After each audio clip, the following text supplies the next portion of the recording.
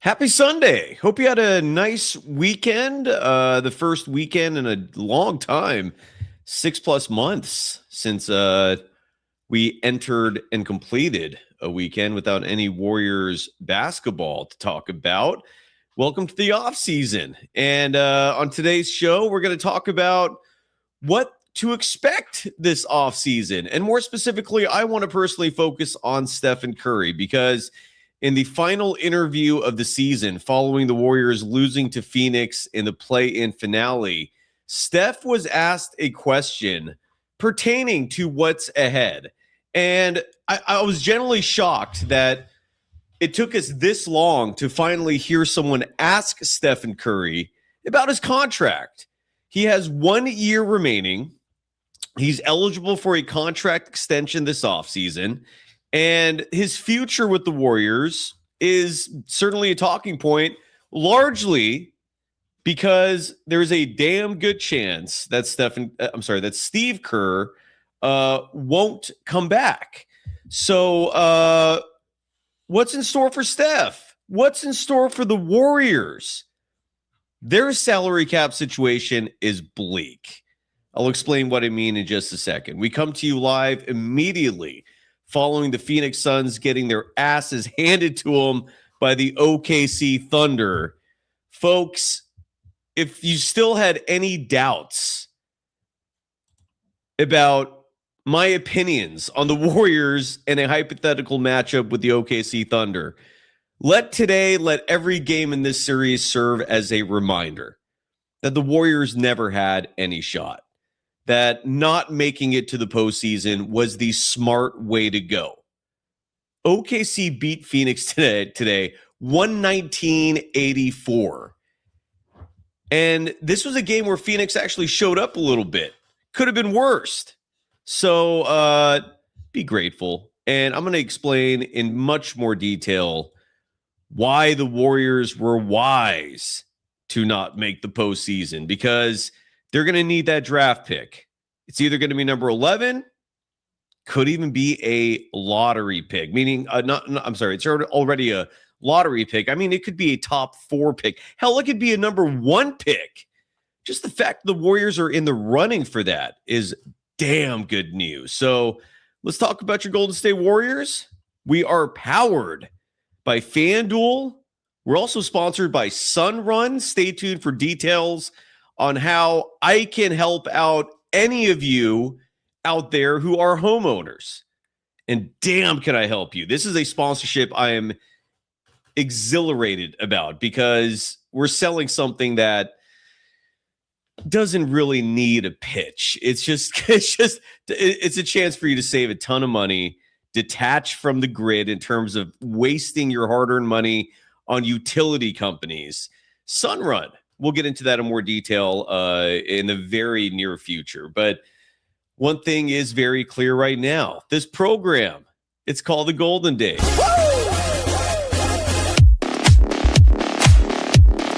Now. Let's go. What is up? Hello. Happy Sunday. My name is Cyrus Saatsaz. I am your host for the afternoon, evening, and if you're watching this on a Monday, my heart goes out to you. It's because I'm guessing a lot of you are going to be watching this at the start of the week. Friendly reminder of life not being fair. Mondays suck. But if you're watching this on a Sunday, congratulations. You still have some freedom ahead of you. I mentioned a moment ago we're powered by FanDuel, one of our official title sponsors. And I'm looking at the sportsbook right now, not at postseason odds, but 2026 NBA number 1 overall pick odds, because the Warriors might be in that discussion. Side note, for any of you out there who are giving me shit about wanting the Warriors to do the logical thing, and that's not drop 4 places in the draft and not lose hope of a top 4 pick, if the Warriors somehow land one of those top 4 picks and you're one of those schmoes going, no, I want the Warriors to make the playoffs, you have no right to celebrate because you were rooting against that. That's why this show has the highest IQ audience members of any Warriors or even NBA program out there, because we're not fanboying it. We actually use our brains here, applying some intelligence. And the Warriors are, again, eligible for a top 4 pick in the draft. Let's say they get the number 1 pick. 2% chance of that. The Mavericks, I believe, had a 0.5% chance of that last year, and they got the number 1 pick. Well, right now, the favorite for who will be selected number 1 overall in the draft is A.J. Debonsa. Side note, that would be absolutely insane if he landed with the Golden State Warriors. He's currently a minus 185 favorite to be the top pick in the draft this season. Darren Peterson has plus 210 odds to be the top pick, second highest odds. Third is Cam Boozer, plus 650. Caleb Wilson rounds out your top 4 in terms of the odds for who's going to be the number 1 pick in this year's draft. Caleb Wilson plus 15,000, and rounding out your top 5, Darius Acuff Jr. And those odds all available with our official sponsor, FanDuel. On that note, Kristen Peak will be joining us soon to break down the NBA draft in great detail, to kind of explore who's available. Let's say the Warriors don't win the lottery and they stayed at number 11. Who's available there? Here are some names, by the way. These are all the names that FanDuel actually listed as having odds that you can bet on in terms of them finishing or being selected number 1 in the draft. So the 6th highest odds, Nate Ament. Koa Pete is 7th. Mikal Brown Jr. 8th. Keaton Wagler 9th. Kingston Fleming's 10th. Braden Berets 11th. And Yaxel Lendeborg 12th. I apologize. Those are your top 12 right there. So, and the fact the Warriors are eligible for one of those players, exhilarating. It's fantastic. Super stoked on that. Now, what we want to talk about today, though, isn't necessarily the draft. And by the way, for the chat, they call me Uquin, saying good afternoon, right back at you. I like the Popeye emoji. Muhammad Olavi, I haven't seen you in a moment. Sorry again for Doo-Wop Reith. That was like a year ago. Could you believe that? Muhammad Olavi writing that the Suns got run off the court by OKC. Yes, they did. OKC would have hammered this Warriors team. It would have been embarrassing. They call me U Quinn. Is this Bloomer? This is Bloomer. Okay, what's up, Bloomer? Just saying I was right. Thank you for that, brother. The Steve Kerr apologists were dead wrong. Yes, they were. Shane West evoking a sponsorship from the old show, long ass time ago. Built Bars. Can I be honest about something when it comes to Built Bars? They're kind of gross. Shane, do you actually like those things? Like, I remember there were a couple flavors that allowed me to read those advertisements in a genuine manner. I can't remember what the flavors were now, but a lot of those Built Bar flavors, it wasn't the flavors, it was the texture and the chewability. Like, the shit would get stuck in your teeth and your mouth would be so dry because it would take like 1,000 bites to digest the thing. Yeah, I'm glad I don't have to sell Built Bars anymore, because that was a hell of a reach.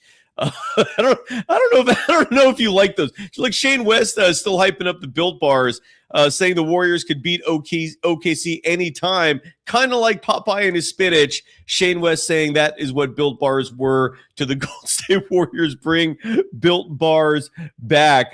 They call me Uquin in the chat. I think that's Bloomer saying, do the Warriors also have some second-round draft picks? Why don't we start there before we I play a sound bite from Stephen Curry, and also a quick visual that I think I will not be forced to take down after the live show in terms of copyright.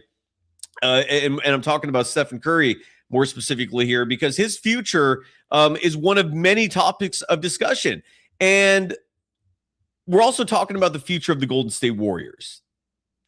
The Eddie 757 saying Built Bar puffs are better than the bars. I agree.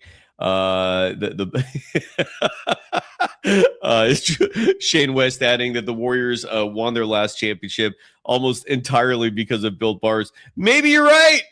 Maybe, but I want to start the show by showing you a graphic. And if you're listening to this on the podcast, I will articulate as clearly as I can. Bobby Marks of ESPN published this graphic pertaining to what the Warriors have in store this offseason.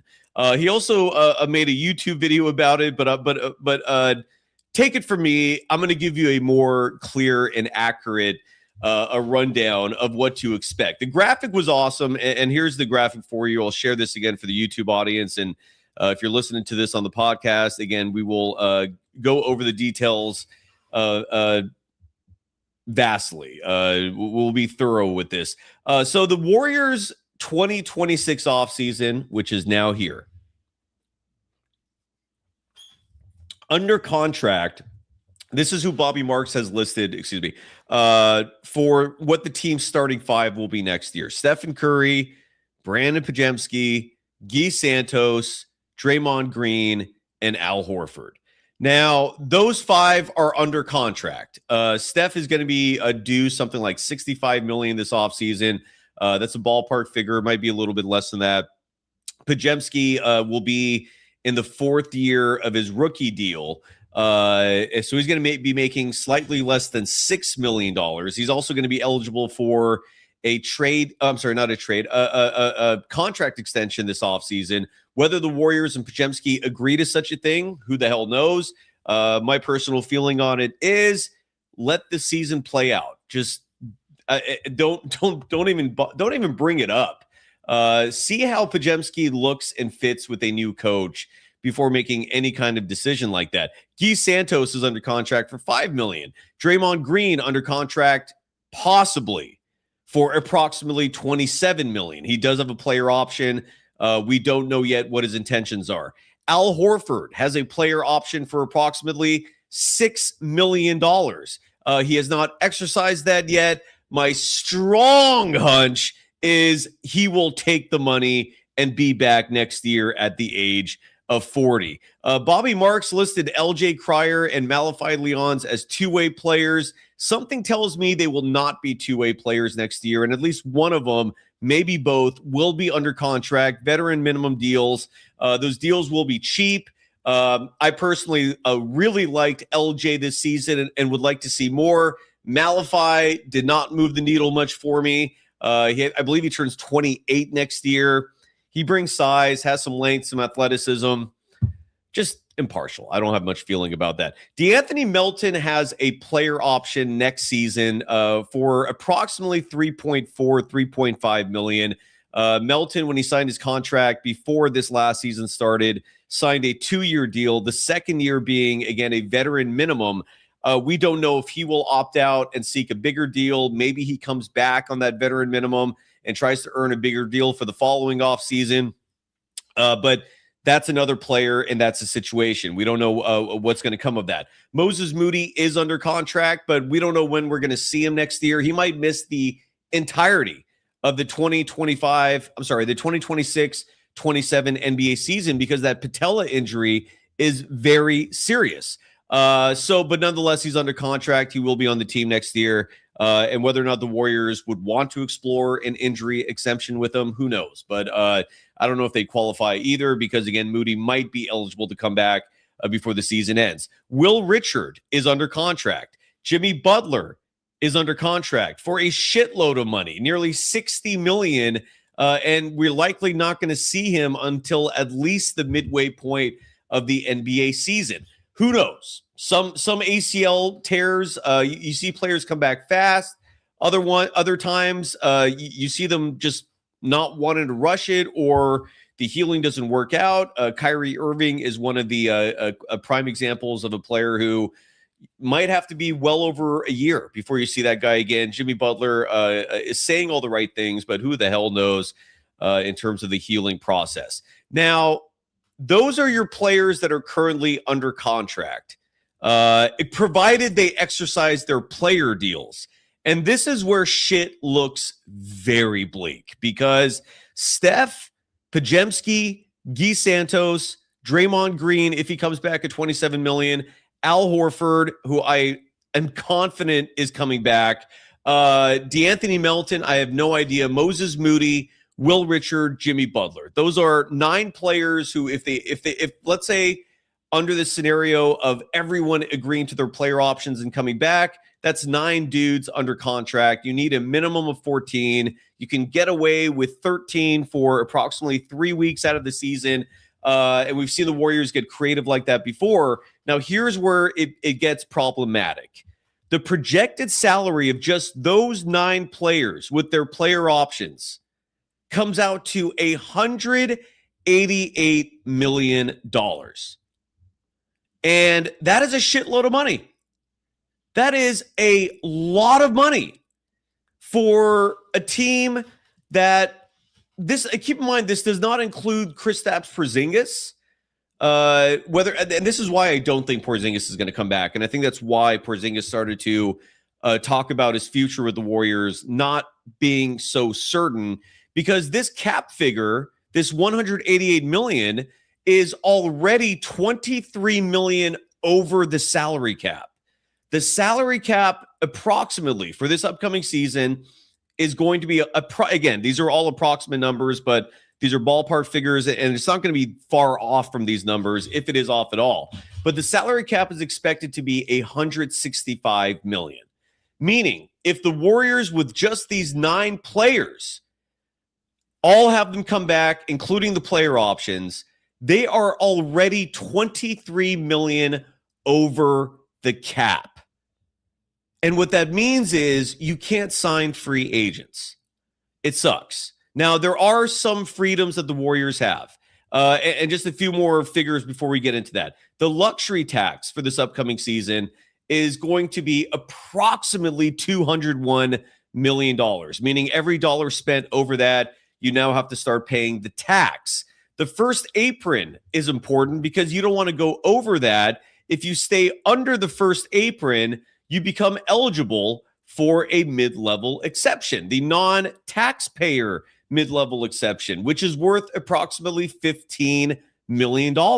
You may also be eligible for the biannual exception, which is $5.5 million. You also will have your veteran minimums to spend.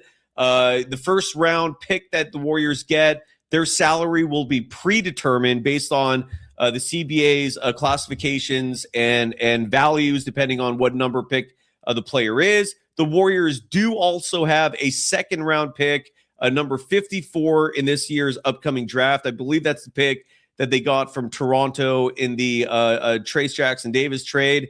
And the Warriors have a trade exemption for $2.3 million. They rarely, if ever, use those exemptions, however, and you'd have to, again, use that in a trade. So that is what's presented to them in terms of this offseason. And again, the first apron number is particularly pertinent because if you stay under the first apron, that non-taxpayer mid-level exception and the biannual is eligible to you. If you go over the first apron, you can still use the biannual exception. That's what the Warriors used last year to sign Al Horford, but you cannot use the non-taxpayer mid-level exception, which is the really valuable slot that the Warriors will need to use for free agency, and that counts for approximately $15 million. And that's what the Warriors face this offseason. Their notable free agents include, again, Kristaps Porzingis, GP2, Pat Spencer, who is a restricted free agent, Quentin Post, who is a restricted free agent, Seth Curry, Charles Bassey, and Nate Williams, also a restricted free agent. The Warriors own his rights. And that's the Warriors next year. And Mr. Silax adds, well, at least Brandon Pajemski can dunk. That's true. So we'll be so that's something to look forward to. And then you have the Hamzas of the chat, who sadly, Hamza, you played yourself back to the stereotype, unfortunately, in the last few days with utter and pure ignorance. And again, Hamza, if the Warriors win that pick, you need to shut your ass up because you were rooting for the Warriors to get into the playoffs. And if they got into the playoffs, they would have no longer been eligible for a top 4 pick, which they now are. And if that number 11 pick in the draft hits, if that's what the Warriors are forced to stick with, you again have no right to celebrate because you were rooting against that. You were the obtuse Kerr apologist fan. And this is why I look down on so many of you for reasons like this, because you have very limited brain power. You don't think about your team. I'm guessing a lot of you are Stephen Curry fans and not necessarily Golden State Warriors fans. Shame on you. It's a team game. And the good news is Steph is part of this team. So, and Hamza, don't backtrack. Now you're trying to backtrack in the chat, trying to pretend like you weren't sitting there being part of the mob on Wednesday night, pretending that a play-in win in a 9-10 game meant something. It meant nothing. And thankfully we can celebrate that night now because the Warriors lost Friday night. But G4M in the chat saying, don't the Warriors have the Lakers pick? No, they have their own picks. The second round stuff I have not done my research on. All I know is the Warriors, based off Bobby Marks' research, have a second round pick, number 54. And again, I think that is the pick they got back from the Toronto Raptors. Not got back, but the pick they got for Trace Jackson Davis in that trade. Doug Gonzalez in her chat's asking, how's Kuminga doing? I don't know. He's not on the Warriors. This is a Warriors show. But if you're that big of a loser in life where you're actually keeping track of that to try and win debate points, do you get a cookie for that? Go find somewhere else to bark up. Again, I don't know, and I don't really care. He's no longer a part of the Warriors, and this is a Warriors show, but it does reveal again the toxic mentality behind so many of you to have nothing else in life to focus on besides, well, what's that guy doing so I can continue to pretend that Steve Kerr was right in the Tingus Pingus Jonathan Kuminga trade. Nope. Bad trade. Anyways, now with all that said, this is the Warriors front office situation. Now, or the Warriors offseason situation. What I want to talk about, however, now that we got that part clear in terms of what the offseason is looking at, in terms of what the options are for your Golden State Warriors, what's Steph thinking? And I want to play this soundbite because somebody did actually ask Stephen Curry the other night, what's your contract extension situation? And I don't know why it's taken so long for somebody to ask Stephen Curry this. Thankfully, someone did, because this is the final year of his contract. We have no idea what happens beyond next year. Stephen Curry was available for less. He missed nearly half the season because of that runner's knee situation. And again, me personally, I say give Steph whatever the hell he wants for the rest of his life, as long as he wants to play for the Warriors. I would imagine in terms of the negotiations, it wouldn't surprise me if the Warriors brought an attitude of, Steph, do you want to win long term? Because if you do, are you willing to give us a little discount so we can help, so we can turn around and sign other free agents and stuff like that? I imagine that's going to be part of the sales pitch from the Warriors to try to get Steph to accept something less than the Supermax that he's eligible for. My stance is give him whatever the hell he wants. Like Steve Kerr, look, if you're new to this show, friendly reminder, I've been wishing for him to be gone for years now. But I also I'm not under this weird delusion that Steph and Kerr are synonymous, meaning like they have to be together no matter what. Bull effing shit. They don't have to be together. You could easily keep Stephen Curry and continue paying him and continue playing him with different coaches. And so the question is, Steph, what's your contract extension situation? Because again, Steph will be an unrestricted free agent after this year. Something tells me the Warriors are smart enough to know they're going to that you take care of Steph, you take care of the man who's almost single-handedly resurrected this entire franchise. And let's listen to Stephen Curry talk about his next contract extension. Again, it's due He's due for one. He's eligible for one. Is he going to get one? Is he even interested in getting one? Let's listen to Stephen Curry answer that and answer how many more years does he plan on playing. Here's Steph. Still seeing multiple years and beyond left in the career. Multiple, for sure. That's more than one. Yes, that's perfect. Would you be interested in an extension? For sure. But none of those conversations have happened. So it'll be a busy summer for the Warriors. And the busy summer.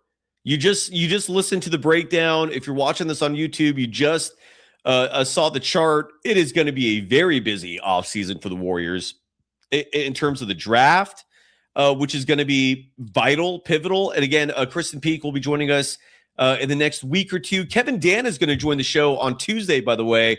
Great to be having my friend back on the program, the voice of the Santa Cruz Warriors, the voice of the Golden State Valkyries, joining us on Tuesday. I want to pick his brain primarily on the players who were on Santa Cruz's roster this year, and obviously just a great chance to catch up with Kevin and maybe talk about the Valkyries for a little bit.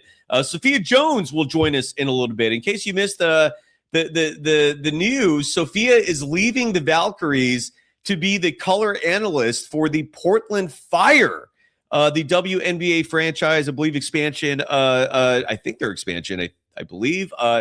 Anyway, so she's leaving the Valks. She's joining the Portland Fire. That also opens up a hole for V for Valkyries. And I'm definitely exploring my options there to keep that program going during Valkyrie season. But that's just some names coming up in terms of guests on the program. Obviously, Rick Barry is a regular every Friday.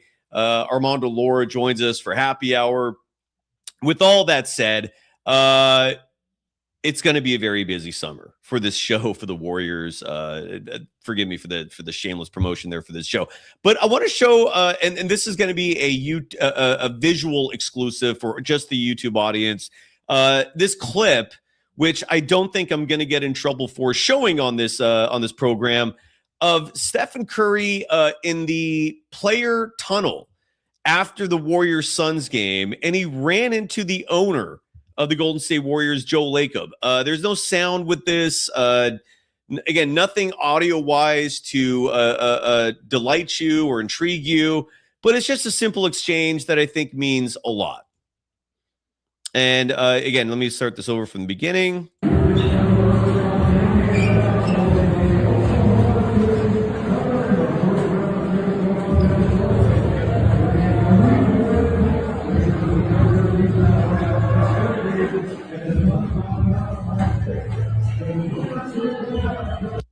And that's it. And again, sorry for the audio not revealing anything for the podcast audience, but I just showed a clip of Steph and Joe Lacob running into each other in the tunnel after the Warriors were eliminated by the Phoenix Suns with a friendly embrace, a few words exchanged, and something tells me Joe was telling Steph there, we'll be in touch. We're going to talk. I don't think Stephen Curry personally is going anywhere. But that's just me. I value the loyalty he has for the Golden State Warriors. And again, he's a grown man. He's going to be perfectly fine with regardless of who the head coach is. And we will have discussions on that in regards to who the coach will be in the near future. We're going to wait for that announcement first before jumping ahead, because we can't assume a thing in life. And that particularly includes the future of the Golden State Warriors without Steve Kerr, their head coach. Din RRN. Why are you? Who cares? Why are you defending the Hamzas and all that? Who gives a shit? I don't get it. Who cares? Yoko Nakagawa is saying it looked like Steph didn't want to spend a lot of time with Lacob. To me, I mean, that was not a jovial moment. They had just been eliminated. They were just crossing paths. I wouldn't read too much. Hamza again trying to salvage himself. Hamza, you were literally part of the chat Wednesday night after the Warriors Clips game, piling on me, and you want me to just ignore that now? You were rooting for the Warriors to make the postseason. In what way was that logically a good idea for the Warriors? It's going to take you some time to get back in my good graces, man. I don't respect non-loyalists that well, especially when all I'm trying to do is guide you in the right path of rhyme and reason for your Golden State Warriors. Jesus Christ. On that note, Will Hammond, I'm waiting to hear from you. You owe me some money, bud. Will Hammond owes me $100 because we bet. I respect him for that, though. Yeah, he at least put his money where his mouth is. I didn't see anyone else betting me. A couple people wanted to bet me if the Warriors had beaten the Phoenix Suns, and I was looking forward to that. Let's get to some emails before we call it a night, and then we'll wrap it up. Should be a short and very sweet episode. But let's do that. Let's go to Din RNN. We'll welcome the audience in the near future back on. And if you want to actually try to make your point, saying I was cheering for the Warriors to make the playoffs doesn't mean we don't hate. I don't even know what the hell you're trying to talk about. I don't know. Who cares? All right, let's go through some emails because some of these have been sitting in the email folder. I don't want to get them. Letters. We get letters. We get stacks and stacks of letters. All right. We start with. Hold on. I'm sorry. Give me 1 second.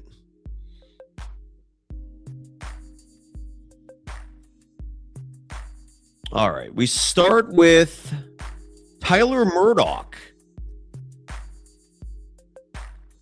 who sent me a clip. I'm not going to play the clip. You know what? Maybe I will. This was actually hilarious. This was actually very funny, and it's worthy of a share, even if it is giving a somewhat competitor. I actually don't know if 95.7 The Game is competition. They're just there. All right. But here, let me share my screen. So Guru is one of the few hosts on that station that I've always said keeps it real. I have a lot of I like him. He's entertaining. He's funny. And one of the callers, one of the Hamzas, that noun is going to stick around for a while. One of the Hamzas who calls into these local radio stations, just making endless excuses for coaches, for Kerr, was trying to make excuses for Tingus Pingus, for Kristaps Porzingis, who almost certainly is going to be gone from the Warriors. It would shock me if he came back, largely because of the Warriors salary cap situation. And Guru was not having it. I love it. We need more passion and energy and authenticity from our local media. Would you rather have What did you do last night? Hold on. Porzingis is not Porzingis. Put pressure on it outside Oh, the we got stand. Porzingis. Porzingis has not been bad on the Man. rim, Goo.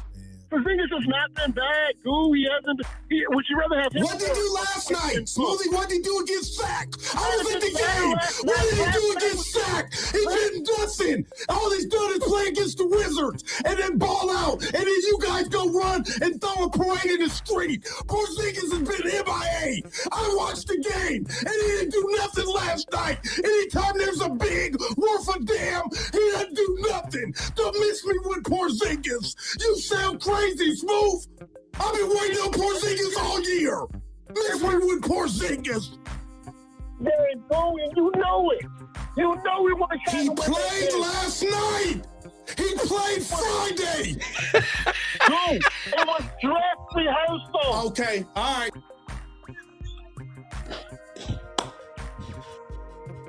And here's the thing: these hosts, they have producers presenting a border of sorts, a wall of sorts between the hosts and the audience, right? I don't have that luxury, at least not right now, to keep me from the Hamzas of the world. Look at this, the irony of this dumbass. Hamza, yes, you, saying, all I did was call Cy clueless. What did I do wrong? I just called the host a name. Are you out of your mind? D-Ray, look at this clown. D-Raby saying, I'm harassing people. Who am I harassing? Who the hell am I harassing? D-Raby. Only joke here are the people who are obsessed with me in this chat. Jesus Christ. The people have no self-awareness of any kind. None. Just pure delusion from you clowns. All I did was call him a dumbass. Like, do you really like, are you like a 12-year-old? Are you that stupid? Jesus Christ. I'm the one harassing people. Who am I harassing? Jesus Christ.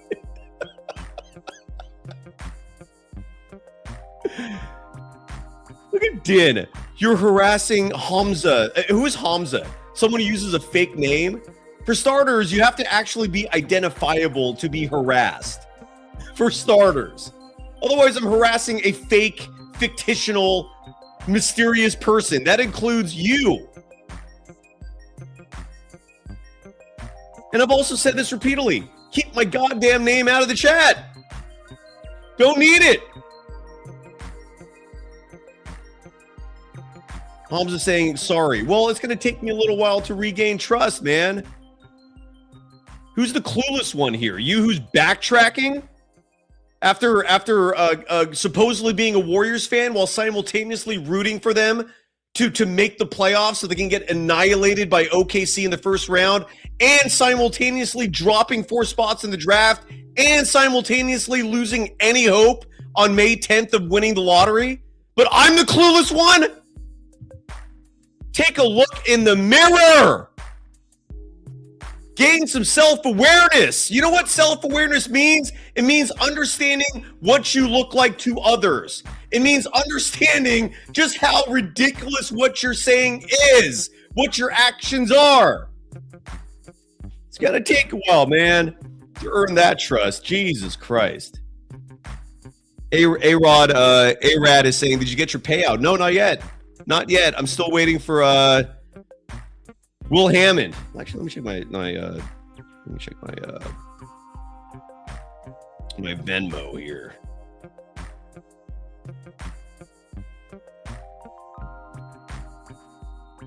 Come on, Venmo.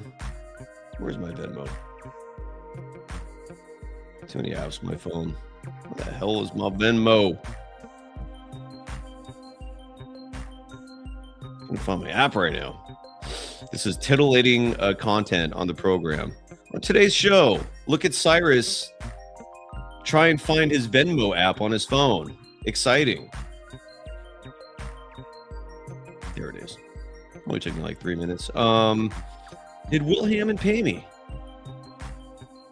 No. No, Will Hammond, you are officially on the clock. Let's go back to emails. Got a few of them here. Here's another email. Letters, we get letters. We get stacks and stacks of letters. All right, this one is from Joe. This was sent before the Warriors-Clippers game. Joe writes, Golden State Warriors are winning this game for sure. They did. Pajemski will have over 30 points easy. He did not. Stephen Curry will be unstoppable in the clutch. A big scoring night. You're right.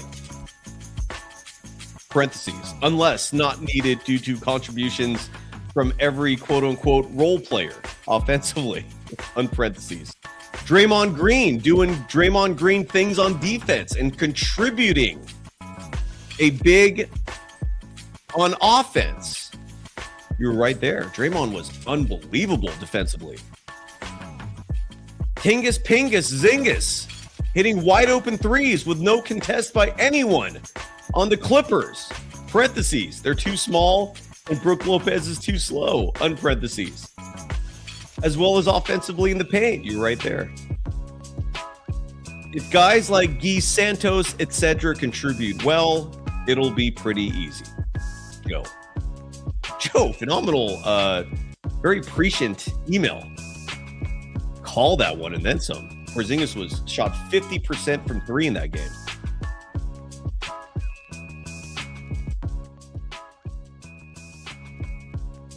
Good email. And I'm still stoked. I'm so stoked that I can now look at that game with reverence.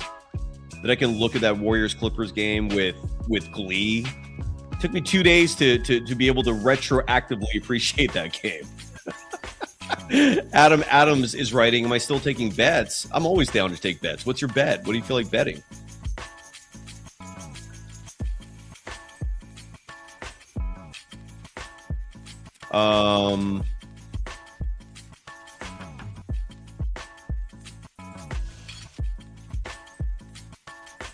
Mr. Salex writes Jeopardy music. Is this Jeopardy music?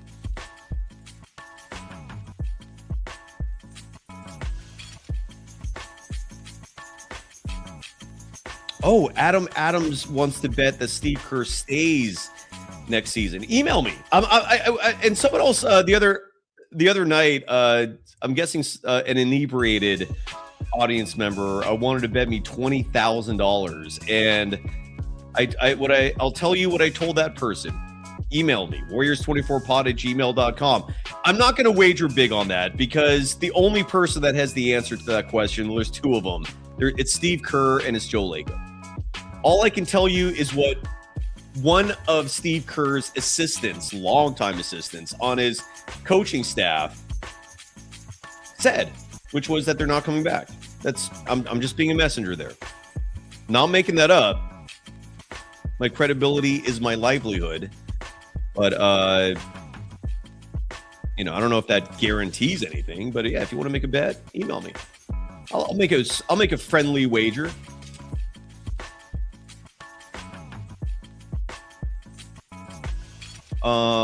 More emails. We got a bunch of these. Joe, that was fantastic, by the way, because you literally predicted what happened to that Clippers game almost to a T. More emails. Let's catch up on these things. I like those. We get letters. We get stacks and stacks of letters.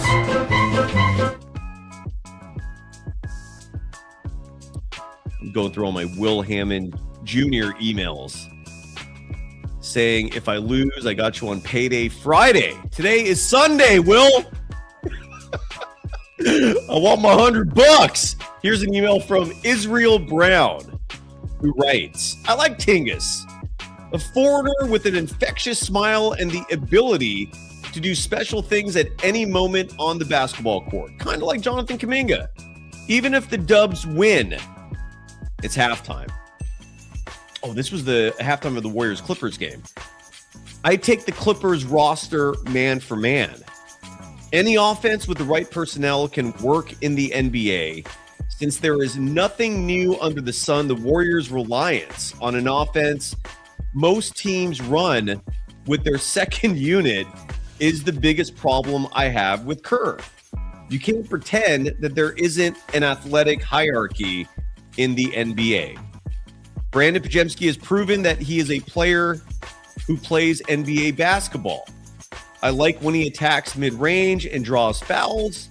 If he doesn't score, Podziemski is useless, so his development as a mid-range scorer is paramount. Podziemski does not have a point guard mentality, and he is big like a two guard. He needs to get buckets and look to score every time he touches the ball. This mentality doesn't seem to fit into the Steve Kerr type of game, though. I'm not sure the Warriors will have Tingus next year, and maybe they move Jimmy Butler on the expiring year, but the future looks bleak. I'll be there, though, every time, fanning like a fan for the Dubs to win each game. Tanking only lets your current players know that a winning culture is not very important to the front office. P.S. Podziemski can dunk. Mr. Silax. One quick note on your email. Friendly reminder, the Warriors dynasty was built on tanking. Warriors tanked in 2012 to get Harrison Barnes. Never forget that. And I'm curious to know how you feel about that now, given if what you had rooted for, what the ramifications of that are, and how you feel now.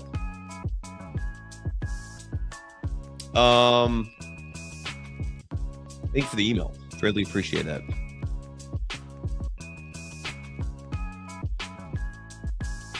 More emails. I love it. We're just clearing the bag out. I like it. Letters, we get letters. We get stacks and stacks of letters. Will Hammond wrote to me, this was the night of the Warriors-Clippers game, in all caps. We believe. Still haven't paid me yet, Will. This email is from Joe again, who writes, and Adadasso and Mando 2. Lucky guess, I suppose. Saw it in the first and second quarter that Kawhi Leonard couldn't handle any double teams. He was unable to attack or split them. He was unable to pass out of them and turning it over, wasting clock, etc. Then he scores 0 in the fourth quarter until about 10 seconds left. Meaningless. Sad performance, Kawhi. Good offensive performance by Curry, Zingas, Gee. Must have three-pointers by Big Al Horford in the fourth quarter. Clutch Draymond Green defense. Pissed off Kawhi. Kerr, Pajemski, and Steph Curry menage a trois tonight. In parentheses, that's a three-way, if you didn't know. I know that. And Joe included an image in the email. Let me share that real fast.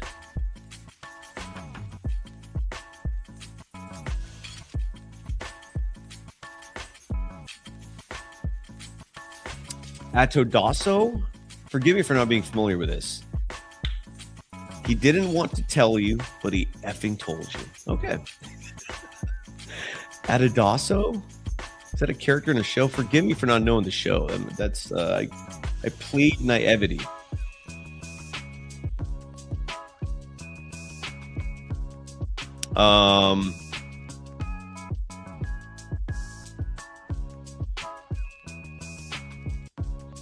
Links in the chat if anybody feels like coming on tonight.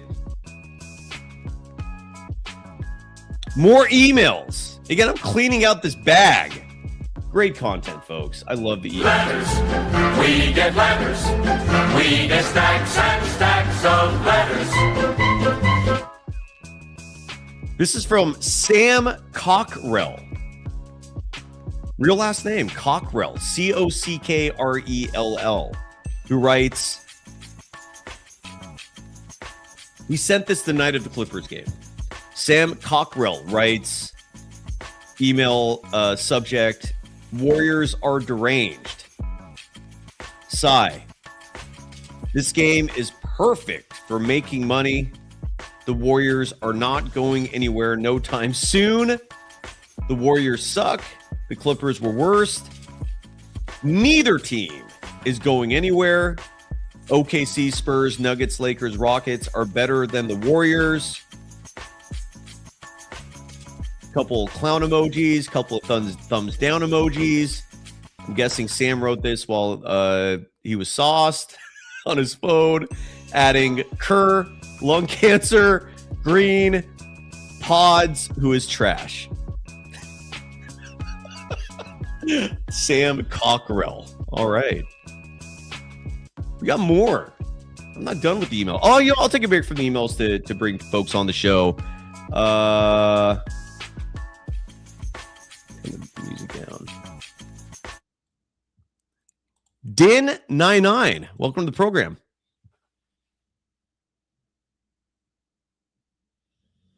Din. Hello? Hi. What's up, man? What's up? How you doing? I'm good. What's on your mind?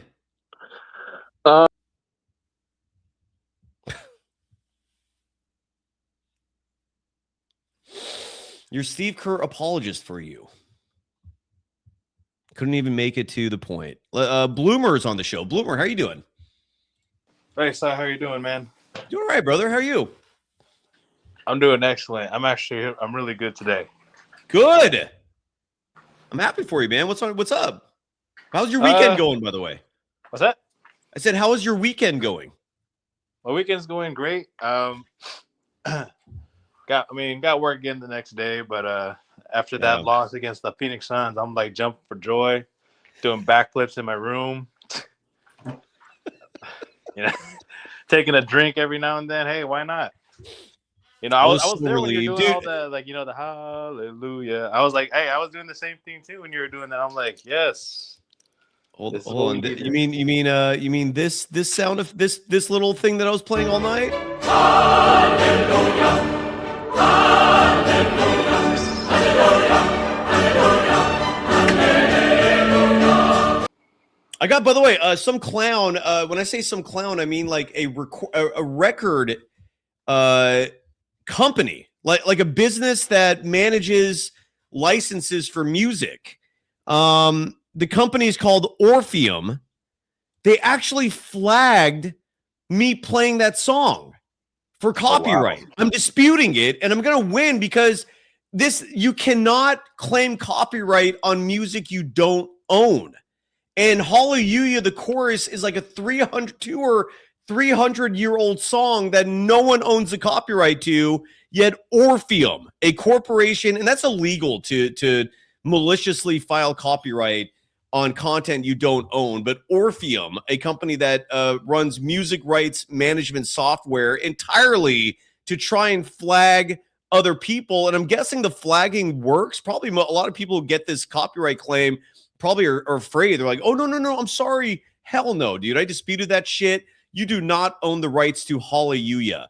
I'll play that one more time, man. Hallelujah. Hallelujah. Hallelujah. The Warriors were so smart. Not base OKC.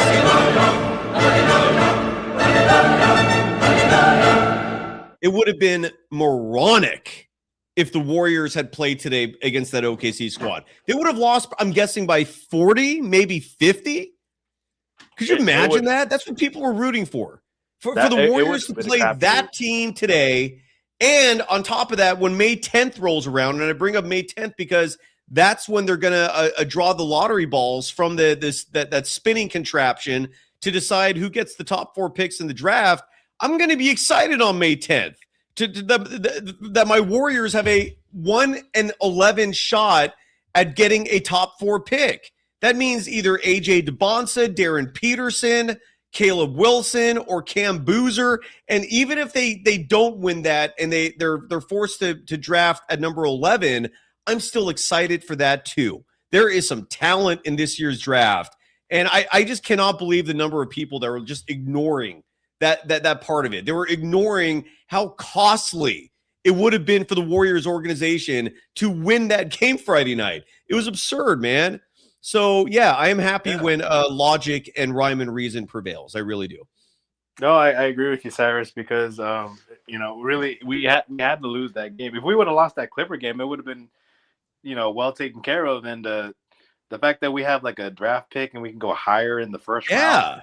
And especially with the salary cap situation. It's not like they can go out there free agent hunting. And for anybody who thinks the Warriors are going to magically rebuild in 2027 when they have cap space and there actually are going to be a decent amount of free agents out there, you're also smoking out of a crack pipe because free agents don't come to San Francisco. This is not a prime free agent destination. Are there exceptions to that? Yes. Andre Iguodala came here in 2014, largely because he saw how good this team was and how young they were. Kevin Durant came here in 2017 because he knew that if he came here, he'd win rings. The Warriors are no longer title contenders, so they don't have that appeal for free agents. So the only path to relevancy, the only path to flip the script, turn this thing around in terms of your organization is through the draft.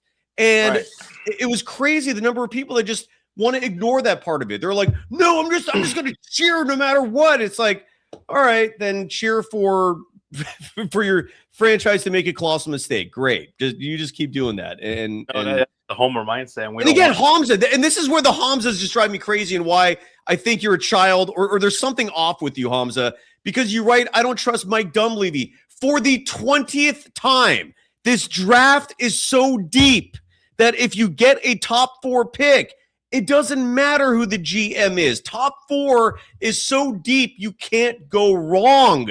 And let's say you don't win the lottery and you're forced to pick 11, the draft is still deep enough where even with a dumbass like Mike Dunleavy Jr., you still roll that dice. When the draft is deep, it doesn't matter how incompetent your front office is. Why do you make me repeat myself? That is why, Hamza, you are a noun. Because I say shit on this show that routinely turns out true, and then you constantly argue and just ignore. It goes in one ear, out the other. Why? Who is influencing you? Something tells me a lot of these people are watching other shows and other talk show hosts. I'd love to know who is feeding you piss poor information, because that is what I'm guessing is going on here. I don't know why else you would think these things. I really don't. Who is influencing you? I know there's a lot of other shows out there, and nearly all of them are awful, so I get it. I just like you to know who you call them out. Call out the person who's feeding you this crap information. I'll throw them under the bus. I could give 2 shits about that. I'm not here to make relationships with other media people. I'm here to produce content that hopefully can be fun and that is mostly accurate. That's what I'm aiming for. Getting it right. And who's feeding you this shit, man? That's the part I don't get. And Hamza's saying I don't watch any other shows. So then why do you think this shit? Why do you ignore me all the time? What reason have I given you to not trust me? Bloomer, I'm done ranting. Go ahead. Oh no, I was just gonna add on to your point about that. Besides, like even if like the Hamza of the world think that Mike Dunleavy is a bad GM, which we all agree about that. It's just that even if you think he's not gonna draft well, which this is such a deep ass draft, yes, we can definitely get we can definitely build around whatever we choose. And on top of that, we also have 2nd round picks that we can make some leeway with too. Yes, sir. So like yes, sir. That's why you have to think when it comes to these things. That's why I'm happy, because you can have like good feedback from what you've seen and you can build around that. Exactly. Not trying to rely on hanging from the past and just hope that things will turn out good. Like that's the bad mindset to have, So I mean, I'm glad that, like I said, I'm glad that the Warriors lost to the Suns. It would have been great if they lost to the Clippers to get it over with. I don't care now. Now it's like, who gives a shit? If in hindsight, I'm actually happy for them that Steph had that one final game, and it's a relief now. But the fact that they were toying with their future like that, it just was crazy. Yeah, but it kind of, like you said, it kind of gave like a little bit of a tiny smudge bit of leeway maybe for Kerr to maybe possibly come back, which we don't want. Because I know you and I both agree that Kerr should not come back and that Pod should be traded for, like, when it comes to trades or talks or something like that with the team. Yes, sir. But because of that one win, I kind of feel in some sort of sense that they might have something up their sleeve where they can try to keep him again for a little bit, which I'm hoping not. I'm really hoping we get a new coaching staff or like anyone that's new in the front office or something like that. Your worry is very valid, Bloomer. I share your concern. Yeah, but I just, that's why I was just so upset about that win. But yes, overall, I'm glad we lost to the Suns. We got to think big picture here. And look, people can have their thoughts and theories about GMs being, oh, they didn't draft this good previous year, or they're not going to pan out that well, whoever we get. Like, well, then you're not really having faith in your own team for the actual long run of the future, right? You're just worried about who's available of like right now, right? So that's why Hamza was all like getting all defensive about like, oh, I'm not against, the Warriors, but at the same time, I want Kerr gone. I'm like, dude, you got to think about the future and how things are like going to be moving forward for the team and helping. That includes Kerr being gone, and stop trying to root for the team in a false blind view. And you're just like trying to feel like you're trying to make us feel sorry for you for not having that original thought. Like, bro, come on. By the way, in the chat, T. Kubler wrote going back to copyright, and I love this subject partly because as a longtime journalism professor, my specialty is media law, and so this subject is a particular for whatever reason it's just a particular field of interest for me, and an area of expertise. I'm also an expert witness in court cases pertaining to copyright. T. Kubler in the chat writes, do they own that version of Hallelujah? Going back to my gripe about someone out there trying to flag Hallelujah and pretending they own the rights to that. It doesn't matter, Kubler. What matters is when this song was written and who wrote the song. Case in point, a really famous song, House of the Rising Sun. The original writer of that song is a mystery. I believe that song was written in the 1800s at some point. It was originally, I think, maybe there's theories about where it came from, but supposedly it was once an Appalachian folk song that eventually, got passed down generationally and eventually made its way onto a piece of paper in terms of writing. My point is, no one owns that song, and if you want to write a cover version of it and sing it, perform it, and monetize it, you can. It doesn't matter. Like, the versions are irrelevant. It's all about who originated the song, pen to paper, lyrics wise, and melody wise. And there's also the dates matter. So if the song was written before 1923, it's automatically in the public domain. No one can own that shit. So hope that provided some enlightenment for you on that front. Bloomer, any final thoughts? I know no one cares about copyright, but figured it was a teaching moment. I just have just one final point. No, and Silax, real quick. Silax writing, someone owns the Happy Birthday song. It's ridiculous. Not anymore. Warner Chappelle used to be frivolous with lawsuits about that. It's a huge reason why you go to like an Olive Garden or a franchise, like a franchise restaurant chain, and you notice they have their own version of Happy Birthday. It's because they used to be afraid of Warner Chappelle suing them. Finally, someone had the balls to sue back by saying, no, it's actually illegal for you to be litigious in this regard and threaten people. And that lawsuit won. No one owns the rights to Happy Birthday. That is in the public domain. But there was Warner Chappelle, a record company, for years was scaring the shit out of people with lawsuits, claiming they owned that song, and they ultimately lost that lawsuit. So now it is back to the public domain. I will shut up about that now. Final thoughts, Bloomer. Go ahead. Yeah, my final thoughts is that, I'm just excited to see what happens this offseason. And I was listening to you, Sharia, and what's his name? I'm sorry. I'm throwing a blank. Armando Laura, excuse me. It's just been sorry. I've just been caught up in stuff. I'm just so happy right now. But anyways, no, I've been listening to you guys, and I'm excited for the off season. I just really hope that we do get some good positive change moving forward, and we can actually strive for something to look forward to. Instead of reminiscing on the past. Yes. So I'm with you. I'm excited.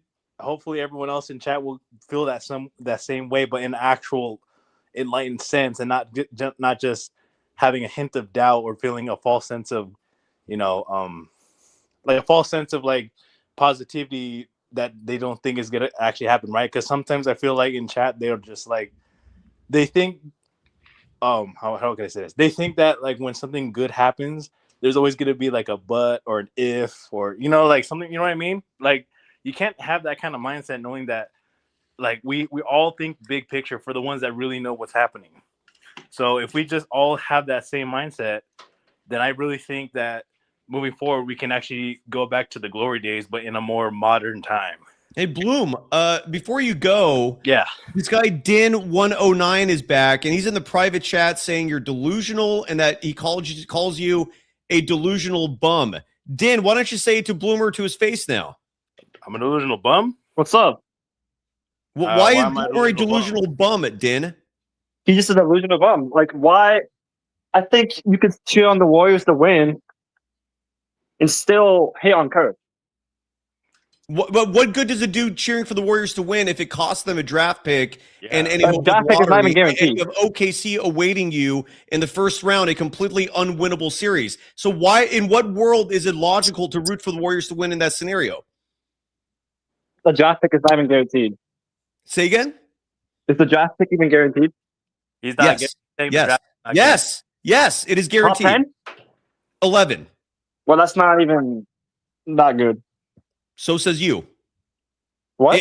Every draft expert says this is one of the deepest drafts ever. Why do you assume that that's not good? I mean, if it's not a top 10 pick, then at the end of the day, then whatever. Why? Why do you assume that? Why do you have that opinion? And then if we do get a top 10 pick, Mike Dunleavy, he sucks. Okay, but again, it's one of the deepest drafts ever. How is it more beneficial to get into the first round against OKC It's not, versus but like, keeping a number 11 pick? I know and there's a also lot of having people a coming on the 1 in 11 show. shot at a top 4 pick. I think that there's a lot of people coming on the show saying the same thing as me, and you want to like this. Bloomer, I'm gonna hide you for a second. Repeat yourself. Say what? I'm saying there's a lot of people agreeing with me on the show. Like Churio what? is saying the same thing. So who cares? In what world does a popularity contest represent logic or Yeah, but you reality? only target specific people. But like when it's, I'm just saying. No, what are you saying? I don't know what you're saying. All you're saying is nothing so far. You're saying if a pick is in the top 10, you don't like it. Okay, that's your opinion. I asked you why you have that opinion. You haven't given me a good answer. You're sitting here telling me that some people in the chat agree with you on things. So effing what? What does that mean? You're Some spitting people who come in on the show too. What? Some people who come on the show as well. So what? What's your point? I'm just saying. Like, I'm not the What are only you one. saying? You're saying nothing so far. Say something. What? What? And that's my point. No, you haven't made a single point yet. I'm still waiting. I'm just saying a top 10 pick that's not even guaranteed. So what? Why are you looking down on a number 11 pick? Why is it a big deal to Hey, you? if it's a if it's number 10 11 versus pick, 11? doesn't Mike Dunleavy draft that pick? He's not the only one, but so what if he is? Then what's gonna happen from there? Mike Dunleavy's Makes a not gonna pick. do shit. Are you like Notre Dame? Can you see the future? Like in your mind, you just automatically know that if that pick goes to 11, that Mike Dunleavy Jr. is going to automatically butcher it? I mean, I don't trust this man at all. Okay, but so you'd rather the Warriors get their asses kicked by OKC than Mike Dunleavy Well, Jr. being responsible for the number 11 pick? It goes both ways, but yeah, What? like, yeah, I do. Why? I just hate Mike Dunleavy. He's messed up so many times. He hasn't messed. He's only been in the job for like 3 years. And again, what if the Warriors get a top 4 pick? How can Mike Dunleavy Jr. screw that Well, up? if we do, then yeah, but then that chance is so Okay, low. well then, so that is a real possibility. Why are you ignoring that? Because it's a low chance. It's a what? It's very low. It's 1 in 11. That's high. It ain't that low. Would you get on an airplane if there's a 1 in 11 shot? It was gonna crash. Well, we'll see. If that happens, then that'd be really good. Okay, so you just have nothing to say. Bloomer, any final thoughts, man? Yeah, I'm sorry. Welcome to the Kerr apologists for you. They like have zero critical thinking skills, and they want to come on the show and just say nothing. What are your final thoughts, Bloomer? Yeah, my final thoughts was before Steve Kerr apologist came in. You know, I wasn't even name calling. I'm just calling it what it is. Welcome to how toxic these people are. Yeah, These are the same clowns who booed Joe Lacob in 2012 because he traded Monte Ellis and not Stephen Curry. Same DNA, man. These are either the children of those people, relatives of those people, or those people themselves. Just no thought that goes into whatever they're feeling, man.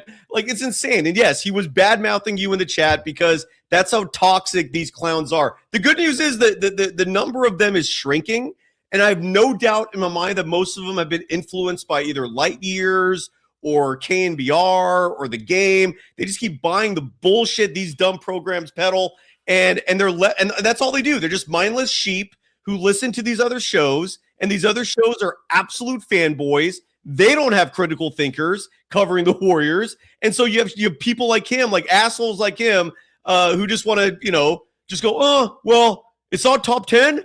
It's not top 10. Nope, I don't like it. Nope, top 10. It's got to be top 10. Like, since when does top 10 matter? What does 10 matter and 11 suddenly makes it irrelevant? Like, zero critical thinking or logic behind these folks. Unbelievable, man. Like real quick, side before I get to my final point, does he not even know like when the Warriors had their glory days with like Curry, Clay, and Dre? Clay was an 11th pick, and Draymond was a 2nd round pick. Yes. Like, did he forget about that? Well, what he's saying is that he doesn't trust Mike Dunleavy Jr. And that's valid. I get it. But what I don't understand is why those same people do not grasp that the Warriors have a decent shot at a top 4 pick. Just the fact that 9.4% or 1 in 11, just the fact that numerous people don't seem to grasp that those are legitimate odds. Yeah. Like, those are real odds to win something. It's a chance. The fact that that's not registering these people's heads is telling me that these are folks who probably just are not educated. I don't know what's going on. It's a toxic, weird-ass group, though. And the audacity of them to flip it around and name call other people, that's where it's like just very they're low. Irony on that front, man. They're low in society, and there's nothing we can do about them. They have to fight for themselves and think for themselves, side. But trying to get to my last point right now because I know some other people want to get on. I just want to say, I love your content, man. Thank you, keep it real as always. I love seeing Sharia and Armando come on too. Me too. Some more knowledgeable, insightful folks. Kevin Dana joins us Tuesday. I haven't had him on in a while. I'm elated, man. I'm looking forward to that too. Me too. I want to hop on some more future lives and keep opening up that true Warrior feedback, Cyrus. Not like these other fake homers out there. You know what I mean? And again, it's one of those things where it's like, okay, you just rooted for the Warriors to try and get to the postseason. They did not. Are you now going to root for them to get a top 4 pick, even though you were just rooting against that 3 days ago? Like, again, there's no brain power here. It's not even critical thinking. There's just no thinking. It's just literally like, I'm just going to be a fan and I'm just going to let emotions take control. And I'm not going to actually think about anything other than go Warriors. And again, this is not the show for you. Wait, real quick. I just got to say, last thing, education is the best medication. Bravo. And for those of you, Bloomer, great call. And for those of you that frown on the cost of education, I get that. Okay. Like when I was going to college and I went to community college for 2 years, because of the cost, it was $12 a unit when I went to community college. This was, I think, 97 to 99 or 98 to 2000. It was $12 a unit. And the last time I checked, I think per unit, the cost at a community college in California now is like 150, 170. I don't know what it is. It's embarrassing what our local governments have done to college tuition costs. I bring all that up because a college education, again, I get that the cost of it makes you frown, but for every one of you that decides, I don't want the debt, I don't have the money for this, so I don't want to raise debt either, so I'm just not going to go to college. You're not developing critical thinking skills, or at a bare minimum, you're making it far more challenging for yourself. And B, you're falling behind all the privileged assholes of this world who do have a mommy and daddy paying for their tuition. So you're falling behind them. And it's just the numbers are so I don't know. Anyways, I'm not here. I'm sorry. I'm preaching. Tim of the City, welcome to the program. Hey, Sarah. How are you doing? Hey, Tim. How are you? All right. Just quick thing about Darren Peterson on Kansas. I'm starting to come around to your opinion. Like, something's going on with him, and I think either there's some he has some competition issues, or his injuries were legitimate. Because I saw a documentary that followed Kansas and Michigan from the start of the season, and you look at them. You look at Darren Peterson and Kansas at the beginning of the season, they were ready to go. They thought they had a shot at the championship, and to have it all fall apart in the first or second round was, something went wrong there. Yeah, So, and after the fact, even he admitted that he was having like anxiety issues. Derek there's Peterson something to me going would on. be is the least of the four in my book. But at the same time, if they end up with him, I ain't bitching. I'm not complaining because he's a real talent. And the physical talents there. Yeah, and again, but you can still improve this. You can still work on this. Like this, it's not. I don't think he's a lost cause. I just think he probably needs very special handling. Like you can't treat every young player like a blank canvas in terms of your methodology for coaching and teaching. Like everybody's different. You got to handle everybody different as a result of that. And so if Darren Peterson somehow falls to the Warriors, like I just hope that they understand that you may need to use kitty gloves, but if you do, the potential is sky high. I mean, this kid could be a superstar. By the way, Simon too in the chat really quickly saying that people can still read books and there is no excuse. Agreed. If books are great exercise for the mind, but you're not being challenged with discourse. If all you do is hide from communicating with others and strictly focus on literature, or if all you're doing is focusing your education online, where's the discourse? Because Socrates had something very right in terms of his methodology of teaching, which is having a back and forth to come to conclusions, to come to find truths.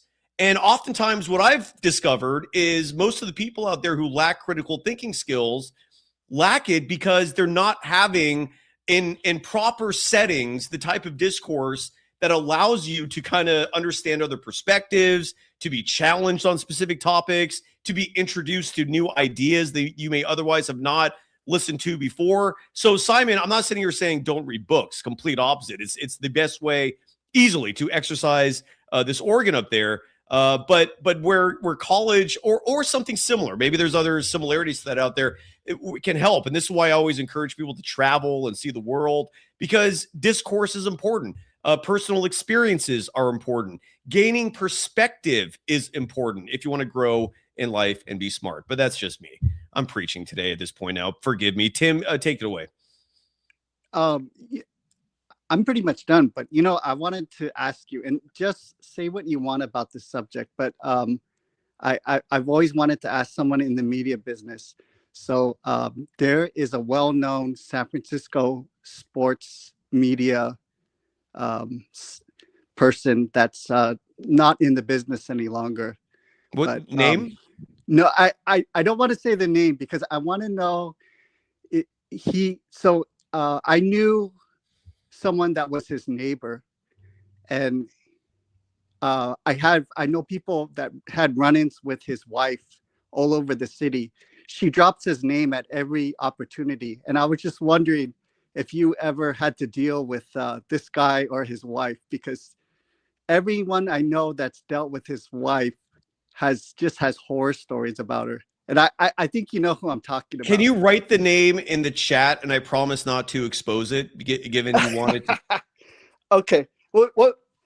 Okay. No, not in the public chat. We have a private chat that you can, because you're on the you show mean right in now. Yeah. See on if you're looking at your phone or your screen on the right side, it says private chat. And you only have access to that if you're waiting to get on the show. Yeah. It's where that Din guy just started calling Bloomer names. What's up? I'll write his first name. Write his first name, yeah. Because this way I can give you some context. You mean the guy I used to work with? Yeah. Remind me, what's the question again? Can we repeat it? No, real fast? I was just wondering if you ever had to deal with her, because everyone No. That's new to you. You live in the city, right? Yeah, and I met his neighbor, and they I don't think they live in this particular area anymore, but there's just horror stories about her. I've known a bunch of people that had run-ins with her. Well, she used to be a TV personality as well. But down in Southern California, and I've honestly, this is the first time I've ever heard negative things about her. So really, okay, yeah, but I'm not saying you're wrong. But I've never heard those before. No. Okay. Yeah, because and this is the St. Francis Wood neighborhood of San Francisco, right? Yeah, I don't want to completely out this person. I know Yeah, you're but done. right. No, don't say any further. You'd have to be an insider to understand who we're talking about. But I've never heard. Okay. That's news to me. But you might be Really? right, or I'm not saying you're wrong. I mean, I'm not calling you a liar. I promise. I've just personally never heard those things. He's also been out of the limelight for like for at least a decade, and so I don't know. Maybe you're. I don't know. I have nothing to add to that. Sorry. Okay. I said when I ever meet someone in media, I have to ask if they had any run-ins with her. I mean, all I'll say about him is eccentricity. So take that for what it's worth. No, it's never about him in particular. It's just her. Oh, yeah. Well, maybe it's a new thing. People change as they get older. Yeah. Well, I was just wondering. All right. Okay. Thanks. All right, Tim. Have a good night. Let's go to. I was not expecting this many individuals this interested in coming on the show, but let's go through it. Fake Silax. That's your handle, right? How you doing? Hey, what's up, man? Yeah, well, it's Fakey Slacks and it's Mr. Slacks, but if you want to call me Silax, I'm down with it. People do that on Xbox all the damn time. Hold on. I want to get this right. I never want to disrespect someone, especially when it comes to their name. Oh, so it's Slacks. Yeah. Everybody thinks it's 2 L's. I mean, it's an I there. Even when I play Xbox Live, they're all Silax, you cocksuck. You know what I mean? So it's whatever. But when you email me, you go by Israel. So, but you prefer Slacks? Hey, don't out my real name. I already did that multiple times but with your emails. Sorry, I didn't know you wanted that to be private. Newsflash: if you don't want your name said on the show when you email me, please let me know. Otherwise, I have no idea if you want to maintain that privately. Okay, Slacks. Well, from this point moving forward, it's Mr. Slacks. How are you doing? What's on your mind? Oh, I'm doing great. So I just how is every little thing anyway, Si? It depends. Depends on the day, right? Yeah. All right. Look, I'm here. I'm here to give you a little pushback. Okay. I'm one of those unreasonable, illogical fans. You're very reasonable. I am. When it comes to rooting for a guy in a Warriors jersey, I am unreasonable. Okay. That's why, like a lot of Warriors fans, I was like, God damn it, why is Kuminga not in the game? And why the hell is Pods there, right? And I realized I was blaming Pods for something that, he didn't do it, man. He didn't draft himself. He didn't shake his hand all hella weird with Steve Kerr. He's just a kid that, he's trying to get better. When you have a guy like Steve Kerr who has this crazy, I don't know if it's a cult of personality or just, hey, the guy won a lot through his whole career, right? When you got a guy like this, he's gonna be more in charge of the front office, even over the owner, even over the new GM that got stuck with him, and that's Dunleavy, right? I mean, Dunleavy, I don't even know if he's a good or a bad GM yet.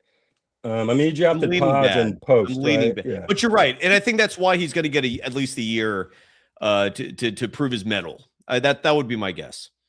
Yeah, so it's like for me as a fan, I want to see a new coach, and then I want to see what the players can do after that. Because I think a proper coach is gonna be like, okay, first off, we gotta take some of this offensive load off of Steph, right? You had Kuminga. You had Kuminga, who you should have been pick and rolling with Steph all fucking game, right? You got Kuminga who would be going to the hole to jump over people while they're thinking about doubling and tripling Steph. It would have changed everything. So you got no athletes on this goddamn team. Well, and moving forward, I think one huge task with whoever the next coach is, if it's not Kerr, a massive challenge is going to be making sure that Steph is managed in a way that has not been previous, meaning like Steve Kerr just disregarded the fact that Steph is an aging player. He'd run him out there for like how many minutes did he have even in that Suns game? I think it was like 36 or 38. It was some like really high amount. Like the next coach has to be cognizant of the fact that if Steph wants to keep playing beyond this upcoming season, and even just for this upcoming season, he can't be playing back-to-backs anymore. You have to start telling him no, because you want to preserve his body. And Kerr just had zero grasp of what should have been a very basic concept, which is aging players have to be treated like they're a little like more gently, like you have to almost like treat them like they're porcelain dolls that if you drop, they're just going to shatter everywhere. And I never saw that kitty glove treatment with Steph. So I hope whoever's next, one of their key mentalities, one of their main approaches is how can we preserve Steph so when the playoffs comes around, he's available, he's healthy, he has energy, and not run him into the ground like we've been seeing the last 3-4 years. Am I making sense? You do that. I agree 100%, and we all know how you do that. We've seen it the last 4 years. You play the youngsters. We should have seen Kuminga and Moody. Yes, they should have been out there. That should have been a second unit with the youngsters that came in every goddamn time. And instead, what you get is, I'm going to put 4 guards out here. I'm going to have fucking D-Melt. I'm never going to tell him to not shoot threes, which is retarded. That guy should only be going to the hole. He should have some sort of a pull-up in the fucking paint. But instead, Kerr's got him out here at the perimeter getting the ball all the goddamn time. And and a couple chats here real quick. Rise in our chat saying that's the problem, ain't it? Kuminga does not know how to pick and roll. And again, this is where the retarded. Oh my fucking God. Love name calling, love like reaching toxic levels, and then they flip the script and hypocritically say, "You're deranged, dummy." Like, dude, Rise. In what world do you come to the conclusion that Kuminga cannot handle pick and rolls? What do you base that opinion on? That is a dumb opinion. They just make shit up. Dumb ass opinion, Rise. And then you also have a masked Zorro saying that the Warriors are paying too much money for. I think the argument masked Zorro is saying is that that you can't pay Steph that kind of money and then also have the kitty glove treatment. Well, look, I think you can if it's Steph and then the rest of the roster is mostly on a rebuild mode. You can. Like the Jimmy Butler contract is grossly screwing things up. Moses Moody, for a player that we're likely not going to even see this upcoming season, is making way too much money. He counts nearly 15 million against the cap, or 13 or something like that this upcoming season. Very much though for a starting guard side. That's a cheap starting guard. Yeah. So I don't think Moody. It's like, well, unless he's willing to take less, I don't think you have a choice. It's just, but I mean, look, the salary cap is 165 million. So if you pay Steph 60 million, let's say hypothetically, you still have 100+ million to play with. Like, I do think you can have a Stephen Curry on your team and still work for the future. It's just you're going to have to do it 2 timeline wise, man. And I hate that narrative got somehow turned into like a negative trope. The 2 timeline approach is the only approach to fix this thing. There is no other approach that will work. Free agents don't want to come here. You don't have assets for a trade that is not going to destroy you. The only assets you have are those first round picks. And who are you going to give those up for? Right? That isn't just an absolutely colossal, stupid move. So you have to do the 2 timeline thing, man. That's the only way to do this. And the good news is if you do the 2 timeline approach, you can afford Steph because you're going to have a lot of rookie contracts and a lot of cheap contracts. So I don't know.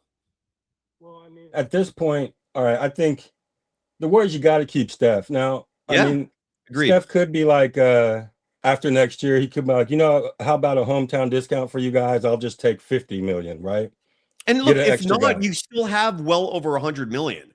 I don't think it'll cripple you. I don't if you broke down the numbers, I would be curious to see how, like, someone would have to really put it to me in terms of a specific hardline accounting type spreadsheet to explain to me why you can't pay Steph and rebuild around him. Like, I think you can actually do that. Yeah, well, he'll be the only guy making any money on the team in 2 years. Short term, correct. Yeah, so once Butler, like you figure you got Butler next year, and I mean, it would be good if the Warriors, I like Jimmy Butler, by the way. I'm a fan of him. Me too. But if the Warriors were to say, okay, we're going to try to move Jimmy's expiring contract, now we're rebuilding for real, right? Fuck all this, get Curry another ring. Let's get a good team. Let's and don't go out trying to grab up some crazy Giannis fucking shit. I'm not feeling any of that. I'm not feeling if it makes you feel any better, Slacks. And side note, thank you so much for coming on. So I know how to pronounce your last name now. And your emails, by the way, are awesome. Thank you so much for those, man. Please don't I stop like that. to Those are write, great yeah. segments. And they only exist because of folks like you writing those. So please continue on, man. You're actually helping the show tremendously. And my gratitude is expressed, brother. If we can hopefully get to a point where I can actually like send you a gift from our shop just for writing a great email, I will do that. We're just not there yet in terms of financial success, but we're working on it. We're getting there. My point is, Slacks, you're awesome. You're awesome.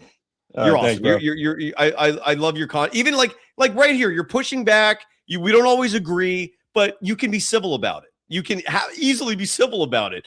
Like Rise, who originally called you a dummy, and hopefully they're backtracking a little bit, saying what I'm very upset about these past 4 years now is Mike Dunleavy continually signing undersized guards, and the Warriors lack wing defensive players. That's how they became a dynasty. They actually became a dynasty by drafting. Let's start there. They drafted Stephen Curry. They drafted Klay Thompson, who does fit your definition of a wing defensive player. Klay was an elite two-way player who was also 6'7". Like, we can't forget that. They drafted Harrison Barnes. And side note, they got Harrison Barnes, again, friendly reminder, because I sometimes apparently have to repeat myself to a lot of folks out there, by tanking.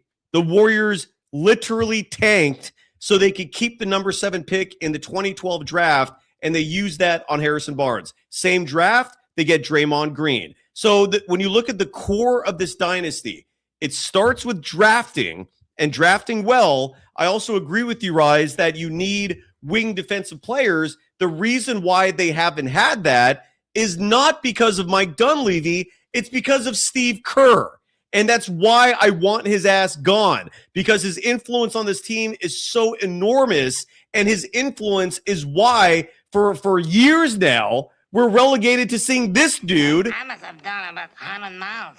on the basketball court. Now we don't have to No one else wants tattoo. Only Steve Kerr wants tattoo. Mike Dunleavy Jr. is getting players that Steve Kerr likes. I want Kerr gone in the worst possible way. And when that news is official, and I hope it's in the coming weeks, we're going to pick a play. Side note, if any establishment out there wants to be involved in this, it's a hell of a value for you in terms of marketing and advertising. Email us, warriors24pod@gmail.com, because we are going to have an event. It's going to be in the North Bay, so if it's an establishment, Marin, Sonoma, maybe Napa, maybe Solano, I might travel that far, but it's going to be somewhere in that neighborhood. Yeah, let us know. There's going to be a party. We're celebrating. I'm leaving my house. I'm a hermit. I'm going to leave my house for this party. That's how big of a deal Steve Kerr leaving is going to be, because I agree with Rise in the sense that F these hobbits. No more hobbits. I never want to see Steph, Pajemski, GP2 out there together again. I sure as hell don't want Steph, GP2, Pajemski, Melton ever again. How many times do we see those 4 point guards on the floor together? It was pure insanity. So I let's hope that this happens for real. I pray. Oh, okay. Flax, I'm sorry, man. I No, I'm hearing you. That's the thing. I agree with you like 90%, 95%, you know what I mean? But I did have one more pushback for you. It's irrational. It's an irrational argument. But yes, Si, I'm the guy rooting for the Warriors to get to the Thunder and play them. And I'm rooting for them to get in the top 4 because I'm irrational. You sound like a smart person. Why? I want to see it. I want to see the Warriors go. I want to see the Warriors go and smack the Thunder in the fucking face. You think that would have happened? No. Oh, I wanted to see it though. I don't believe it would have happened, but I wanted that chance. You know what I mean? Slacks, yes. I want to be a multimillionaire. I want that so bad. I don't think it's gonna ever happen. But well, no, on top of that though, I'm also rooting for them to get a number 1 pick in the draft. And by the way, Yoko Nakagawa makes a great point. He or she is asking, are the top 5 draft players all 6'6" and taller? Yes. That's dude, yes. The likely top pick, DeBonsa, 7-footer. Caleb Wilson, I think, is 6'8". Cam Boozer, let me look his height up real fast. Cam Boozer, Darren Peterson, I think, is 6'6". He is a very traditional big shooting guard. Cameron Boozer, 6'9". 250. Caleb Wilson, let me double check that. I think he's 6'8". Yes, but to answer your question, Yoko, these are large human beings. Caleb Wilson, his dimensions, dude is 6'10". Sign me up for any of these guys, even Darren Peterson. What do you think about these four? Now that the Warriors have no shot, Slacks, of making the postseason, what are your thoughts on these four dudes? Have you given any thought to these four dudes? Well, when it comes to the draft, I've always been like, that the teams are going to, unless it's the Warriors picking pods, most teams are going to pick the best athlete available, And for the Warriors, a team that just has no athleticism anymore, I'll take, I'm like you, I'll take those guys. I'll take a second round pick. Look at when Bassie played and people were losing their fucking minds because he had a dude who could run up and down the court who was big and could dunk. Yeah. He isn't even that fucking good. And so you're well, he might actually be good. I was a little bummed that we never saw him in the play-ins. I wouldn't mind Charles Bassie coming back next year, would you? I think he looks like he could be. Yeah, no, I would take him back, no doubt. Yeah. I just think that with the Warriors offense, since they have the floor is so fucking wide open, any athletic big that can just be down there, you know what I mean, is going to get some good shots off. The problem is Horford. We're going to do a show in the near future on potential free agents, but I can tell you this with certainty. I've already looked at it. It's been a little while since I've revisited that list. It's not very appealing. Like, I don't think there's any team in the NBA that can legitimately improve through free agency. With that said, it also, I think, doesn't bode well for a player like DeAnthony Melton coming back on the cheap, because maybe he sees a market out there where he can make more than $3.5 million, which is what he's scheduled to get. But free agency this offseason is just it's soft, man. I don't know if you've taken a look. This is the draft. I'm so pumped for this. I'm so excited. I'm so excited. Kristen Peek's going to be on this show, and we're going to actually talk about who the Warriors should draft. Side note, she's brilliant. She is brilliant when it comes to evaluating a talent, whether it's a college, international. When she was on with Rick Barry and I, the pre-Locked On days, when we were originally on Believe, and it was the Rick Barry show, and Kristen would join us then. This was like 2019. And we had her on when the Warriors had the number 2 pick. And she made it very clear, don't take Wiseman. Her personal favorite was LaMelo Ball.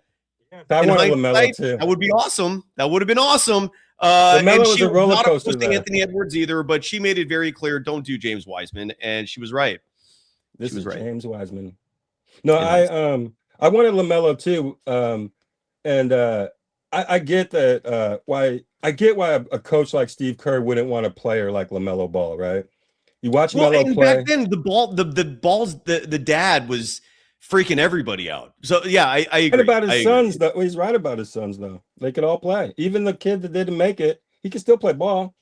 No, I just think that with LaMelo, it's a roller coaster, right? I mean, and I don't know if he would be able to play with Steph because LaMelo's he plays like he has like headphones on at the fucking gym, right? So whatever shot he feels like taking, that 1 foot shot, that shit's all awesome. But he'll also, he'll get streaky, And if you got Stephen Curry over here and you got Melo Ball over just tossing up fucking whatever, I don't know. I don't know about that. I don't know if they could play together. Truth is, it's impossible for me to imagine any of these prospects with Steve Kerr as the head coach because, for the folk, there are folks out there still saying that the Warriors should have drafted Franz Wagner instead of Jonathan Kuminga. How do we know if Kerr would have played him? It's just a massive what if in terms of how any of these do. Like what if the Warriors did swap places with Minnesota and draft Anthony Edwards? Do we know he would have played? I mean, he's not as a rookie. As a rookie, he would have been coming way off the bench, getting DNP'd until, finally his talent was too much for Kerr to bench. But it would have probably taken Ant-Man probably half a season just to get that going. Who knows? Maybe. Especially with the Warriors roster, right? I mean, Kerr would have all kinds of reasons to bench a great player like that.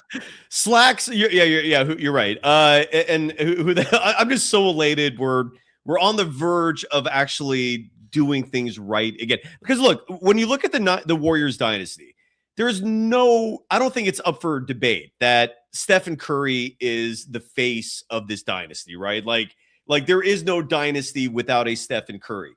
And that's who I think the majority Clay, of us, though, they haven't won shit without Clay.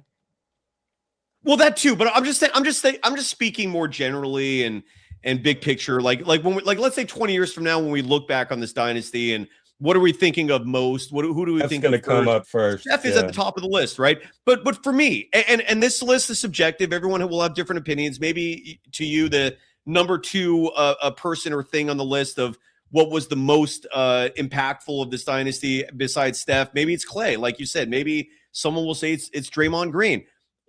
What I think of second after Stephen Curry, looking back on this dynasty in terms of what impressed me the most, in terms of what I thought was most impactful, was an organization who time after time after time made the smart choice. You rarely, if ever, see that in sports. And the Golden State Warriors from 2012 on, it was just a roll. It was just like a dominoes just hitting each other. And every domino was smart choice. Whether it was a draft pick, whether it was a free agent, it was just everything made, even assistant coaches, everything made sense. Jerry West was huge. Like everything reeked of ingenuity and innovation and just high intelligence, of just competence. And that all started to fall apart about 3-4 years ago. And I hope we get that back. And maybe it's blind faith to have this, but Joe Lacob was around. He was the owner when the Warriors were making smart decision after smart decision. I have hope and maybe some blind faith that Joe can pull this shit together again. I hope. Well, remember, they almost made the most fatal, stupidest ass decision ever when they were going to trade Clay for Kevin Love, right? And Jerry West, like, I'll walk the fuck out of this building if you trade Clay. It didn't go down like that. Like Bob Myers, and we've talked about this previously. Like Bob Myers actually addressed that topic in an interview, and no one pushed back. Where he said that the narrative, and again, there's so many narratives in sports, right? It's like that oftentimes don't necessarily represent reality. The narrative is that Jerry West was the genius behind the early parts of the dynasty. And again, I'm not diminishing Jerry. He's Hall of Famer, one of the brightest basketball minds the NBA has ever seen. But he didn't draft Steph, right? No, Don Nelson, the great Don Nelson drafted. Well, Steph. and again, that's debatable because technically Larry Riley made that decision. But Larry was Nelly's boy, and who knows? And the Larry is somebody I desperately want as a guest on this show because I want some clarity there. I want to ask Larry directly, like, was that your pick?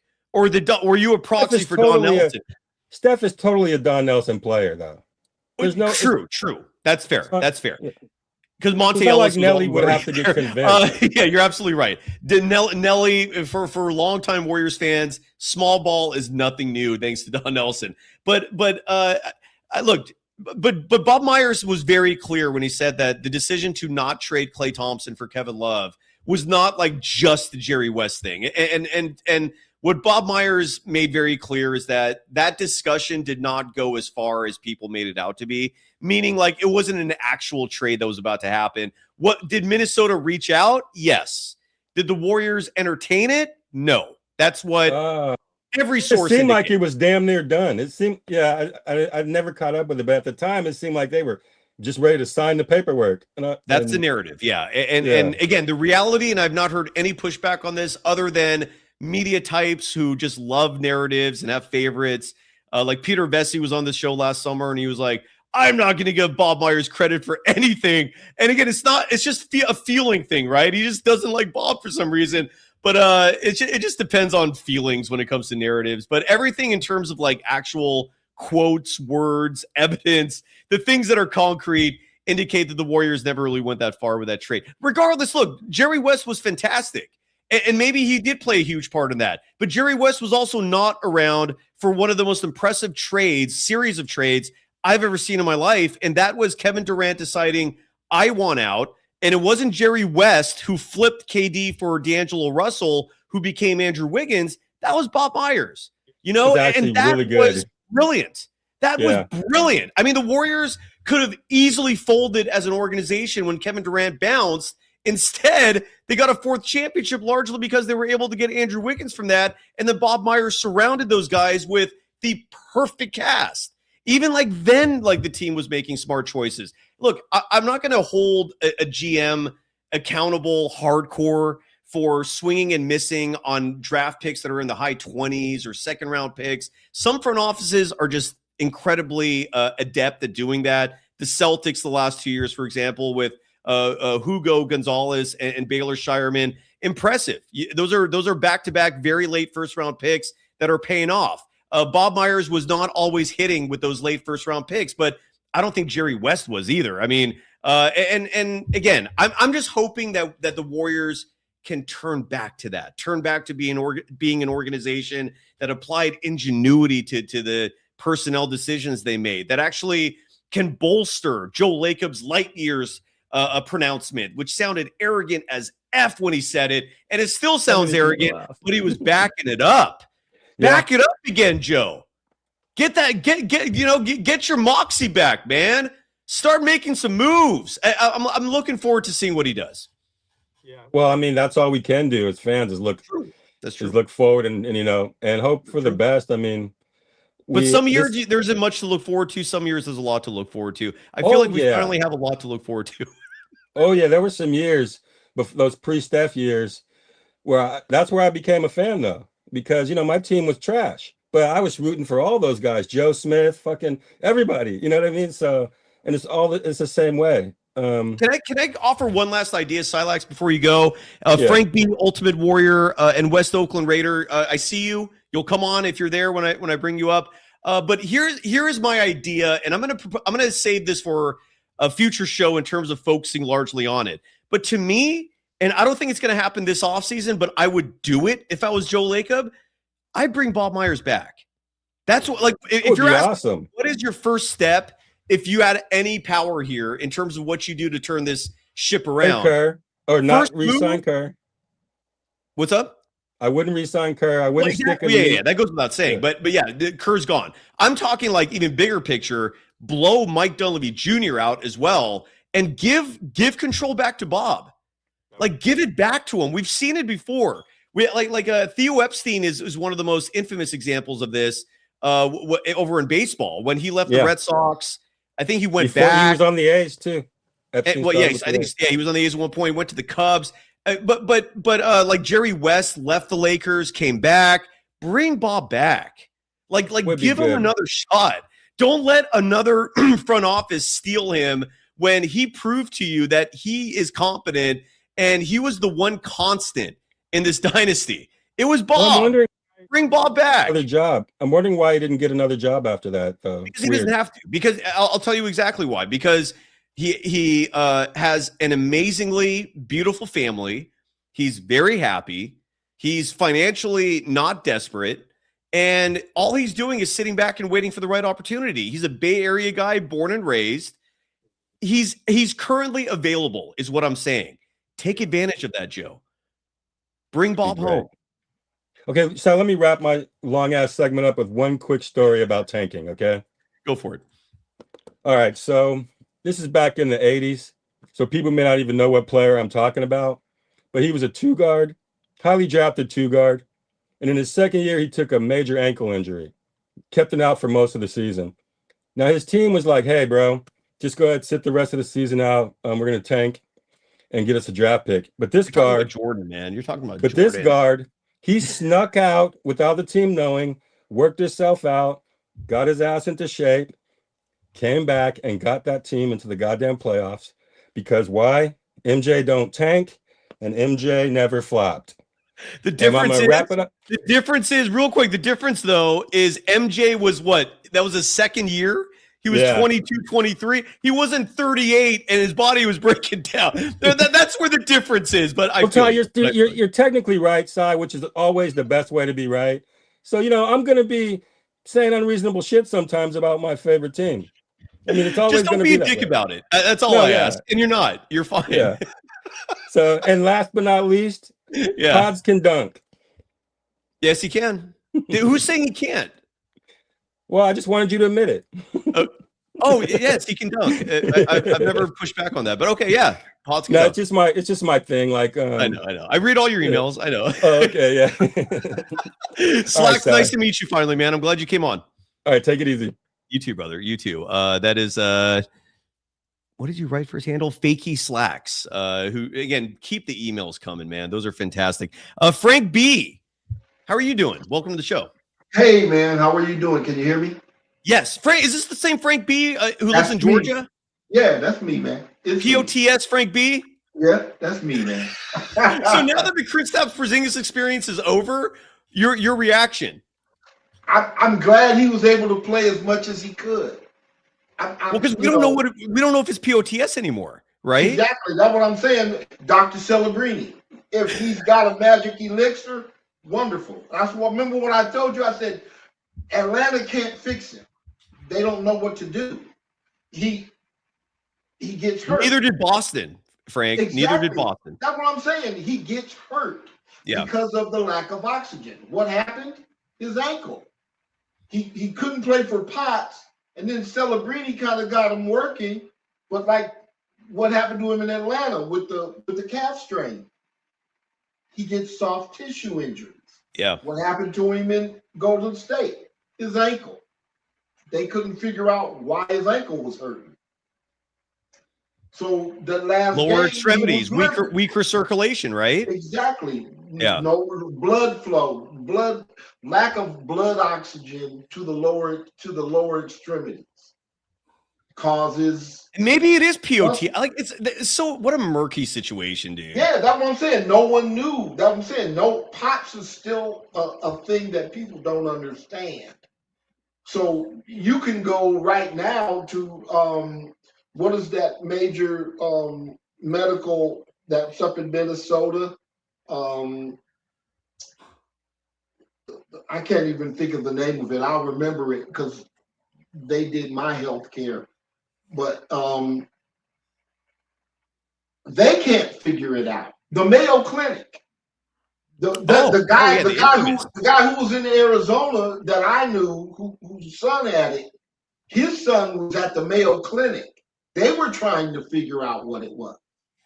So maybe somebody just go to Tingus should just go to the ER in that TV show, The Pit. I don't know what other doctors could fix him. I don't know whether Riz in the chat's asking, would you want Porzingis back? Hell no. No, thank you. Well, that's what I'm saying. No, he's a big mystery. Because look, if he's willing to come back for like the veteran minimum, sure. Yeah, but something on a contract. He's asking for. Yeah, something tells me he's going to be asking for more than the veteran minimum. So exactly, they were saying the Al contract, the 5.5. You're not because we can't guarantee you. You can't guarantee. We there's no way we're going to know how much you can play.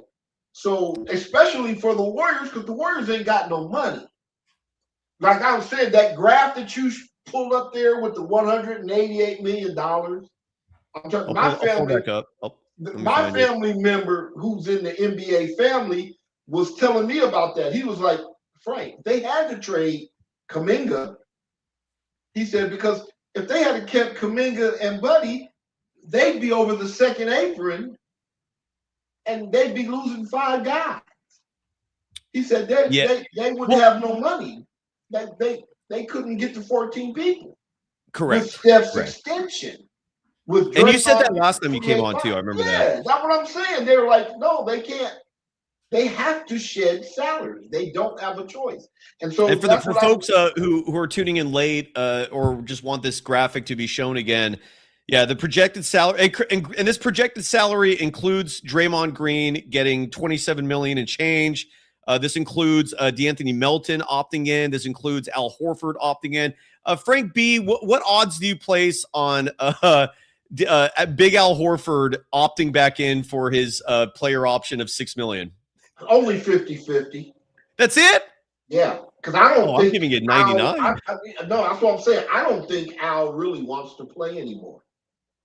Not even for $6 million? Nah, I think he had a good ride. Okay. From what I heard, it was a surprise. A lot of people were surprised that he came here for that 5.5 and moved out here for that 5.5. There were a lot of people in the family who said they were like, are you, Al? He's like, yeah, man, I could still go one more. But he might, It depends on the situation. Everything about the Warriors depends on if Joe has a pair big enough to get rid of Steve. I still look with Big Al. I feel like you're 100% right. If every professional athlete walked around with integrity on their mind as the sole like driving force for their decisions. Yeah. And look, I'm not saying you don't have integrity if you take the money. I mean, the Warriors offer that to you. All I'm trying to say is look, he has 6 children. He's clearly a very dedicated family man. But you're looking at 2 choices: either retire and then you're with your family forever and you never play basketball again, or you make $6 million to live in the Bay Area and play basketball. I look at those 2 options. I don't know how he does. Yeah, Al's going to coach. Oh, okay. Al's going to coach. Yeah, I didn't think about that. Okay, so you think he's going to stay active, but just okay. He's not done. He might walk away for a year and go home and figure out that he can't golf. But he's going to coach. That's where he was going until the Warriors made an offer. I think the fact that he took the sorry, you're not on the screen. I think the fact that he took the money to play for the Warriors tells me that money talks. He loves playing too much. That's what I'm saying. He wanted to play, but he's not going to be. His life after basketball. He's so well connected. He could go coach a number of places. True. In the NBA, he could go coach in college. He could. True. He could go walk into Billy Donovan's office tomorrow and get a job. True. He could go all kinds of places and get a job. Al is very well connected. He's a very well connected family member. He'll never have to worry about a job. He's connected. He's family. So he no can pushback there, man. Yeah, you're right. And that's why I was saying that it's 50-50 because he's got other opportunities. It's going to be for less money, but he might have enough money where he doesn't need the money. But if he wants to go out there and goof around for another year, if the Warriors have a situation where he can play 40 games and play with some guys who he thinks have a chance to do a little more than what they have, which they really don't, it's going to be hard for us to be anything but a bottom feeder next year. It's going to be hard. Yeah, next year. Draymond, Jimmy's contract was the mortal blow. Jimmy, that $54 million, even though the whole expiring contract off-season thing that's going to happen this year, I just don't think they'll be able to get rid of it. Even though the expiring contract swaps are going to happen, that's going to be more playing player for player, not sitting and only being able to play 40 games, because that's a lot of $54 million worth of player. Giving that up and only getting a guy for 40 games is going to be hard. So that's part of the equation that, because they grossly overpaid Jimmy, that's going to be hard for them to get out from under. That's why I said to Draymond, if Draymond opted out and wanted to sign for 2 for 28 to give the Warriors a couple of extra $1 million would help, which is why. Not this year. The following year, yes, but no. That's what I'm saying. If he opts out of his deal this year and comes back and signs a 2 for 28, that puts him at $14 million on the cap. He wouldn't do that because he's going to make 27 this coming year. So that's what I'm saying. If he opted out of his contract, so he doesn't make 27 this year, and then signs a 2 for 28. Why would he do? But Frank, I don't. 2 more years. Why would he do that? Why would he give away that money? Yes, exactly. That's what I'm saying. When people were saying, would Dre opt out of his contract and take a different deal? And that's what people were saying. Because if he plays 1 for 28, he won't get a deal next year. Correct, but it's not You going to be 2 for understand? 28. He's not going to cut that into 2. I'm Exactly. guessing he's looking for like 3 years 60, 3 years Exactly. 50 maybe. No. If he plays next year on that 1 year, $28 million contract, after that year, nobody's going to offer him a contract. Agreed. That's why I think he's. That's I what think he's they gonna were opt out. saying. If he wanted to play with Steph for a couple more years, he's not going to get no more money. $28 million is his ceiling because right now he's a 20 minutes a night player for 60. He's a 1,200 minute a year player. I'm curious to see what happens with him. I am. Steph is a 1,500 minute player now. And that's, for $63 million, that's his golden parachute. And that's fine. He deserves all of that. So, Agreed. But for the Warriors after this coming up, that's what I'm saying. This coming up year, there's no money. The Warriors aren't going to be able to get enough people to be relevant. That's why the draft pick is so important, Frank. That's why I was endlessly just shocked at the number of people who were like, "Who cares? Just win, go to the playoffs." It's like, are you like? You got to think about the next season, man. Like, it's without a draft pick, that would have been even like far bleaker. And oh my god! The other thing they have to do is we have to get Steve Kerr out the door. So Joe can start repairing his reputation. And that's why I think, and honestly, now. Frank, that's a huge reason why I think it's over for Steve, because you look at that scenario and like you're going to need a coach who works with young players. Like the Warriors are at that point where you need whoever your next coach is has to be someone who's willing to invest in the time, energy to communicate, to connect with a young player that they're going to draft. And Kerr has already shown clearly he's not that guy. So, you have to get your new coach in so he can put, but also you have to think about it like this side. And this is an upper management thing. Joe has to get a coach in who can put his system in so he can evaluate the talent that he's going to want to keep for the 27 reset. Because when the 27 reset, he is the Warriors' opportunity to avoid the decade-long bottom feeder syndrome. By the way, are the Pistons? Frank, I got to run. We've been going nearly 2 hours now. The Pistons are losing? Yeah, they're down 8 with, on my TV, it's 4 minutes left to go in the game. How? Are you watching this game? They haven't led the whole game. Orlando ran out 10 points in the first 6 minutes of the game, and they've been somewhere between 4 and 10 points ahead. Wow. Middle of since the end of the first quarter. Wow. That's crazy. It's been pretty even the whole game. That is crazy. That is crazy. Name doesn't look healthy. Cade Cunningham doesn't look healthy. Well, that's a problem. That's a problem. I'm just surprised Jalen Duren isn't completely. I thought the Pistons were just going to mop the floor with these guys, but here we go. Here we go. And again, I want to get back to this. So, Frank, any final thoughts? No, I'm just saying thank you. That graphic you put up with that $188 million. Every time you come on the TV to talk about the Warriors, that should be up because that should be the focus of everybody who's a Warrior fan. I'll save it. You got it. How our money is going to work. Yeah. Because we have to prepare for a lean year. It's going to and that's why the draft pick is so important, man. One of many reasons. Frank, you clearly know your shit. I say that repeatedly. It's been too long.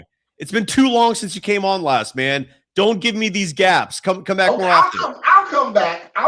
Especially if you broadcast for the playoffs, because I'm kind of into the playoffs this year. I'm here. We're here. This is a daily show. Off season, regular season. Okay, but I'll come because I ain't got nothing else to do, man. I'm on. I come home from the golf course, and there ain't much to do after that. Oh, hey now, look at you golfing. So you can fix your knee, right? Is that Stephen Curry said that the best way to heal his knee is more golf. So Golf, man. Yeah, at the there you driving go. range. There you go. Man. 4 days a week at the golf course. Man. Frank, always a pleasure, man. Thank you. I worked a long time to afford myself that. I believe in that. I believe you. I believe you on that. It sounds like you earned it. Congratulations on retirement, brother. And you're doing good. I hope you get that spot for the Valkyries. Oh, yeah. We'll talk Valkyries. Yeah. Yeah. Do that. All right, brother. We will. Yeah, We will. man. Frank, have a good rest of the day, man. They're going to be a good show. They're going to be a good show. Thank you, brother. I'll talk to you I hope soon, so. man. Yeah. But I'll we'll talk talk to you about soon. it. Be good. All right, brother. Thanks, All Frank. right. You too. You too. Thank you, Frank. That's the great Frank B. Ultimate Warrior. I think we go back and forth on threads. And when I say back and forth, I don't mean like contentious. It's just we interact, right? Is this the same Ultimate Warrior that is on threads? Yes, it is. How you doing? Good, man. I followed you from the old place. I even dropped my Twitter handle and switched to threads when you did. I remember. It's nice to finally have you on the show, man. How you doing? Yeah. Oh, awesome.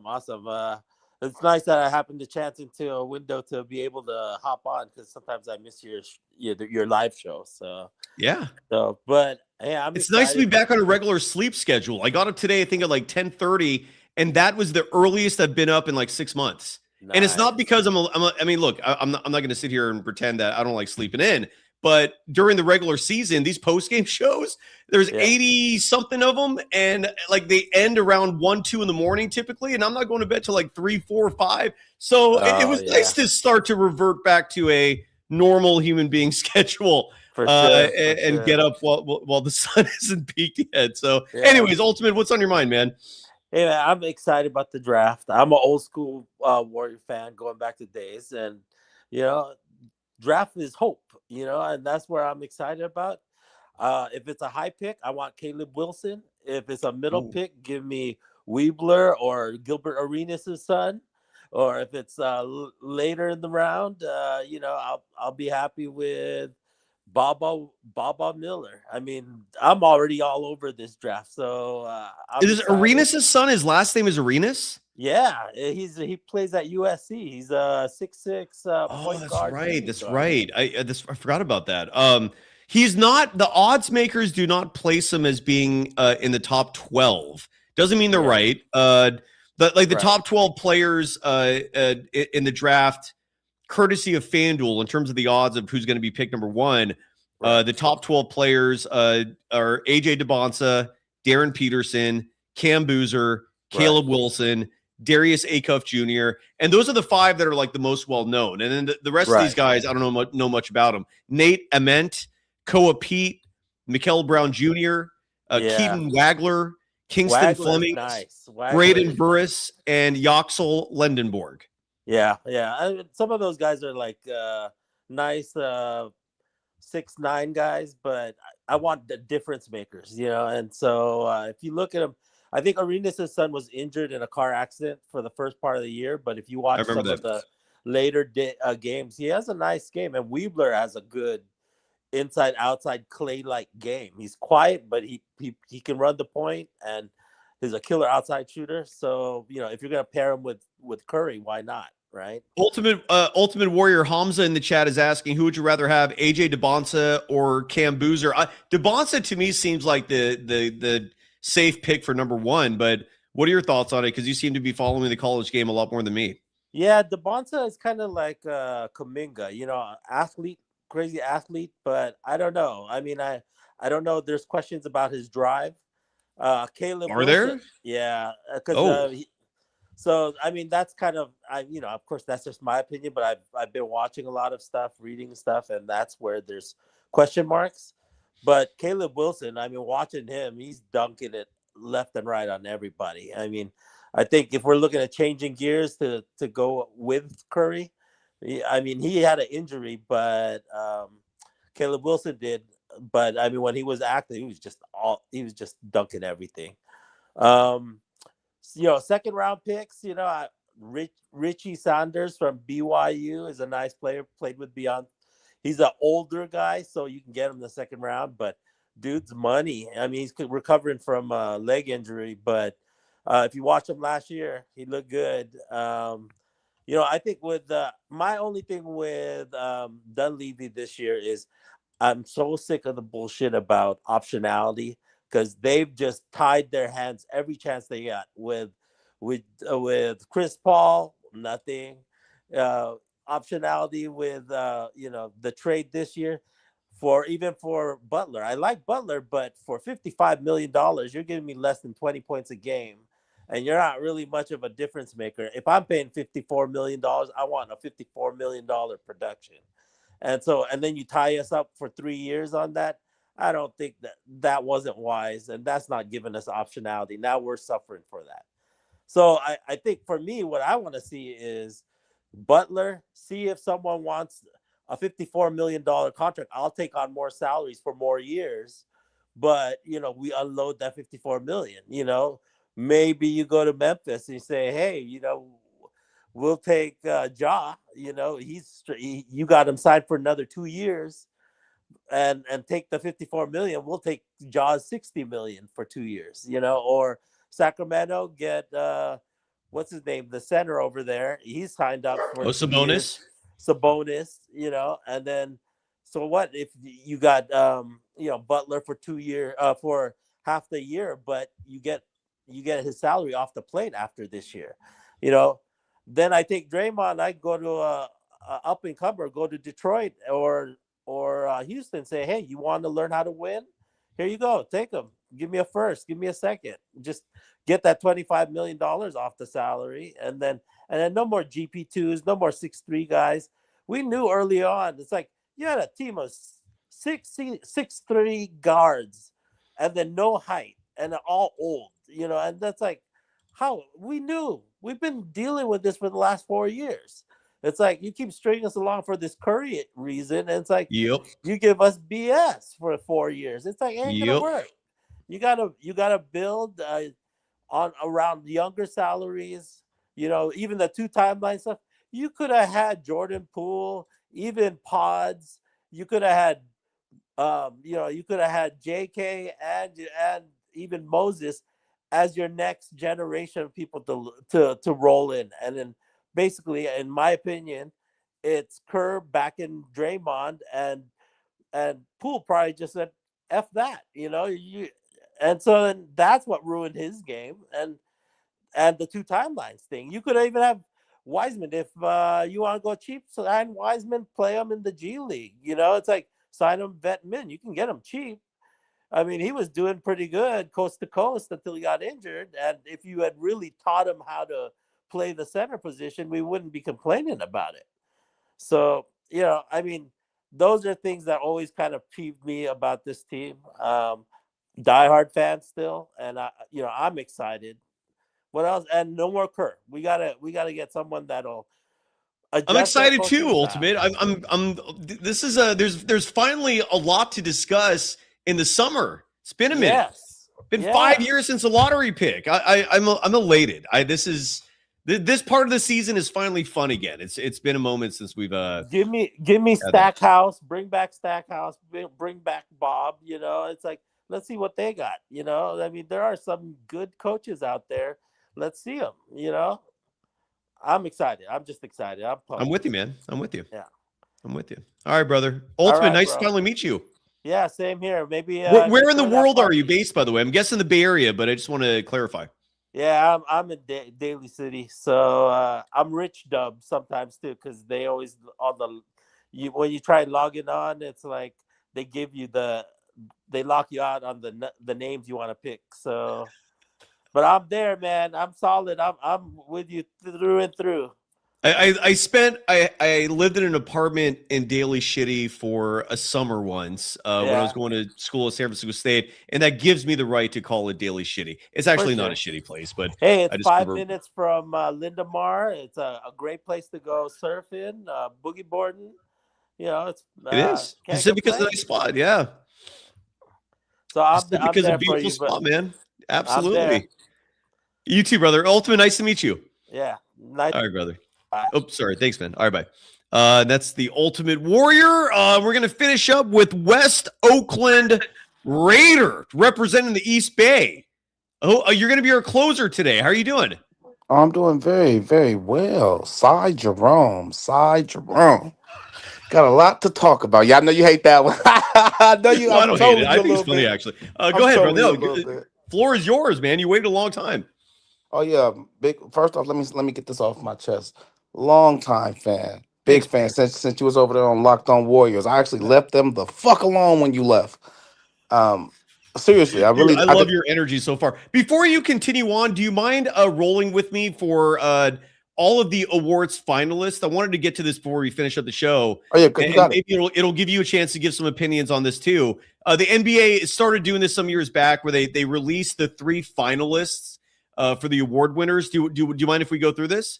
Hell yeah, let's do it. All right, let's real quickly, because there's graphics to accompany it, and then I'll shut up and we'll listen to West Oakland Raiders thoughts, and we'll hear them now as well. But we start with Clutch Player of the Year. The 3 finalists are Jamal Murray, Anthony Edwards, and Shai Gilgeous-Alexander. West Oakland, if you had a vote, who gets it? I'm giving it to Shai. For Clutch, that makes sense. Yeah, I'm definitely giving it to Shai. I mean, like, even though I hated him when he started saying that Shai area shit, that really pissed me off. But you know, he earned it. I missed what is he referencing when he says Shai area? So for years, you know, he watched the Thunder be our footstool, and he had, like, I think his first 40-point game against us in the Bay. This was over there at Chase. This didn't happen at Oracle. This was at Chase. Of course. This happened at Chase, and he was. I remember him tweeting after the game, "Shai area," like he owned it type shit. Oh, mother effer, man! All right, I feel you. But he won a title. I feel you on not being happy about that. All right, so Shai Gilgeous-Alexander, Stephen Curry was the inaugural. No, was it Steph? No, I think De'Aaron Fox was the inaugural. Or was it Steph? I can't remember now. Those two are both former winners. Anyways, 6th man of the year. Your finalists are Jaime Jaquez Jr., Tim Hardaway Jr., and Keldon Johnson. West Oakland. Who are you voting for? I'm giving it to Keldon Johnson. Well deserved. And the reason for me, I think of things like win shares, like if you're winning, right? Yeah. Jaime Jaquez out of UCLA, he's a dog. I like Jaime Jaquez a lot. And then you could easily go with the Tim Hardaway Jr. You know, legacies. His pops rocked with us. So yes, sir. But if I'm looking at it from a standpoint of producing to winning, they're the number 2 seed. I would definitely give it to Keldon Johnson. No objections there. Next one up, most improved player. Your finalists are Denny Avdia, Nickeil Alexander-Walker, and Jalen Duren. West Oakland. Who should win this? Okay, first off, Jalen Duren, get him out of there, because Jalen Duren was good last year to me, in my estimation. I actually wanted him. I wanted Jalen Duren on the Warriors for a minute, so I'm gonna put him aside. But there's no chance of that. Jalen John. Okay, so the answer is Denny Avdia. Okay. Off rip, got to give it to him. Good pick. Nickeil, and I liked him when he was on the Timberwolves, and then he went to the Hawks. He's a very serviceable player, but to me, Danny Avdia was on the stretch where he had like 20 and 10. I was like, what's going on with Danny Avdia? So I give it to him. I like it. I don't think you can go wrong with either of those picks. I like where you went. Next up, defensive player of the year. Your 3 finalists: Ausar Thompson. I know I mispronounced that. Forgive me. Chet Holmgren and Victor Wembanyama. I think this one's obvious. What do you think? Okay, so look. I'm gonna give it to the second before I get to the who should definitely win it. I'm just giving a shout out to Ausar Thompson because he's from Oakland. You know, agreed. Him and his brother. Yes, thing, but you can never go against Wembanyama, man. I mean, I forgive me for this rant because I gotta say this. God damn it, we was a year off with him, man. We had to get Wiseman. We would have had Victor. Oh my goodness. Oh my, don't get me started. I know. I feel you on that, and that's where again. If this upcoming draft was a James Wiseman draft and not a Victor Wembanyama draft, I wouldn't give a shit about play-ins and first round. But this year's draft is deep, dude. You don't squander draft picks when the draft is deep. This ain't a James Wiseman draft. There is no Victor Wembanyama at the top, but there is a top 4 that's just like a class below him, and you don't risk that, in my humble opinion. I'm with you though. Victor Wembanyama, I think, is an easy winner in that category. Heavy favorite. Rookie of the year: VJ Edgecombe, Cooper Flagg, and Con Knipple. Who's your pick? I like that Areola, but you know what? I got to keep it real. I got to keep it real. That's all I want. I'm hating on Colin Knippel because he got the most threes as a rookie, and I'm hating on that because we got Steph, and he didn't. It's not a record that Steph captured, but still, it's a 3-point record. I'm gonna give it to Cooper Flag. But I will say Knuppel is very deserving. The Hornets next year, they're going to be a playoff team. They're going to be quite formidable.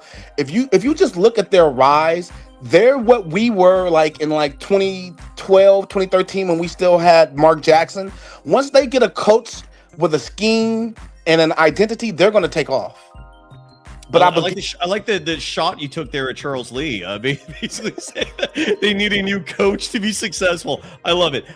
Speaking of coaches, Coach of the Year finalists, JB Bickerstaff of the Pistons, Mitch Johnson of the Spurs, and Joe Mazzulla of the Celtics. Who are you rolling with? Give me JB. Bickerstaff, all right. For the Pistons, who were the doormat of the East for a long time, they made the playoffs last year, but to take that next step and get the number 1 overall seed in the East, I definitely go with JB.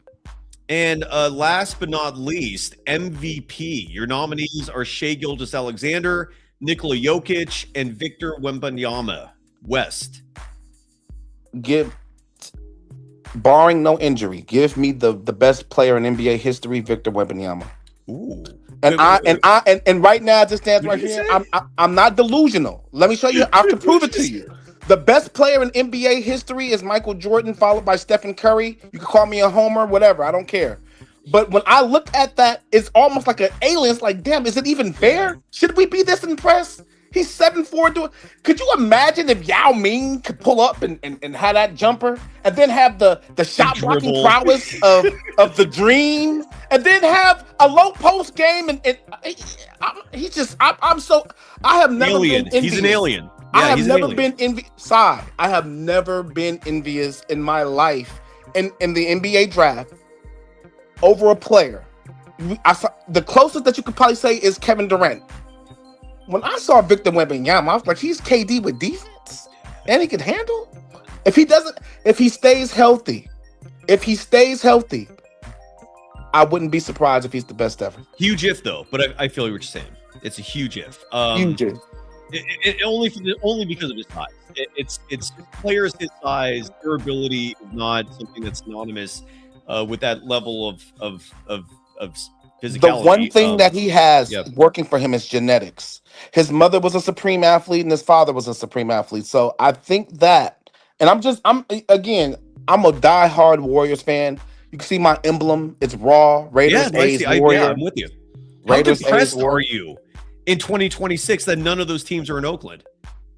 Oh, why would you gonna do me like that? I'm sorry. Why are you gonna do me like that? But I'll share my thoughts. Ignore that question. Okay, fair. No, I bring it up because here's what, Wes. it. I don't mean to bring it up to depress you. I bring it up largely because I think awareness of that should not be ignored. It's a crime. It is a travesty that the city of Oakland has no teams. What the hell happened, man? Okay, I'm gonna be quick. I know you got things to do. I know you got that little date later on tonight. I'm gonna be quick. No, just with my dog, just the pup. When I look at it from this perspective, right, I'm only mad truly at the A's. When the Warriors came over from Philadelphia, they were the San Francisco Warriors. Got to keep it real. They were the San Francisco Warriors. When we think of the Warriors, the 43, I think, years they spent in Oakland, we became a dynasty. I think it's clear as day to see that the fans at Chase Center are not the same at Oracle, and and the players feel that as well. Let's keep it real. As far as the Raiders go, my beloved Raiders, I'm a diehard Raiders fan. They're the only sports franchise that left the city twice. Mm-hmm.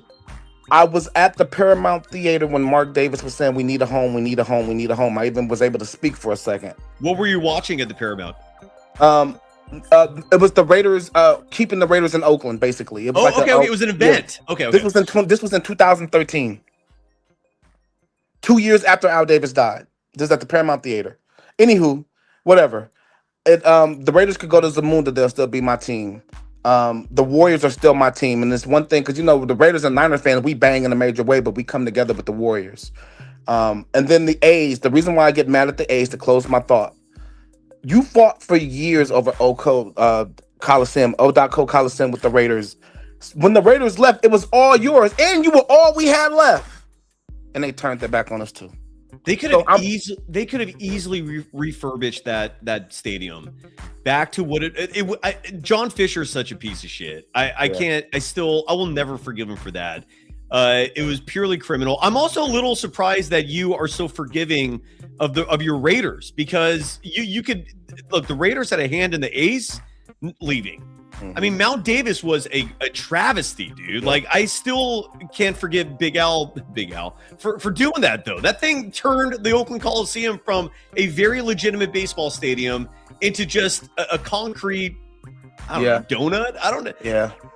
I'll say this as it pertains to the Coliseum issues like that. I'm not going to besmirch the great Al Davis's name. Fair enough. But what I will say, because I set up in Mount Davis, and I know what you mean. Yeah, it's like, what the hell? We need a binoculars to see down on the field. I was at the game when Tim Brown broke with the second receiver ever to get 1,000 receptions. Yes. I was at that game on Monday Night Football against the Jets, sitting in Mount Davis. But was the great Rich Gannon throwing the ball that night? It was Rich Gannon, yes, indeed. Yep. Beautiful. Yep. But the reason why I forgave the Raiders, for one, I'll be comical. I'm being comical after, in this society say this, but being a Raider fan is kind of like being in an abusive relationship. You're the woman in an abusive relationship. He's going to change one day. He'll change one day. And that's what it's like being a Raiders fan. We're just diehard loyalists. And I'm telling you this, as we are ascending with the number 1 pick to get Fernando Mendoza and such things like that, I think that the NFL is going to capitalize significantly, because nobody cares about Vegas right now. But once they become a winner, it's going to be the hottest ticket in town. I'm going to go back to basketball now. This is the basketball program. Finish up. You're closing us. Go ahead. The Golden State Warriors, though, we are one of the unique fan bases. We didn't get bandwagon fans until like 2015 after we won the title.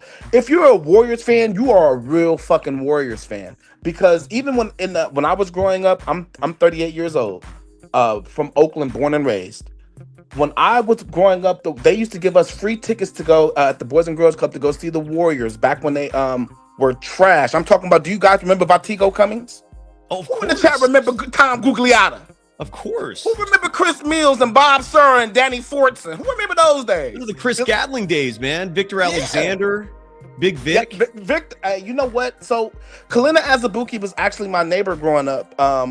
He lived on he lived up on Skyline Circle. Was he a good neighbor? He lived 2 houses down.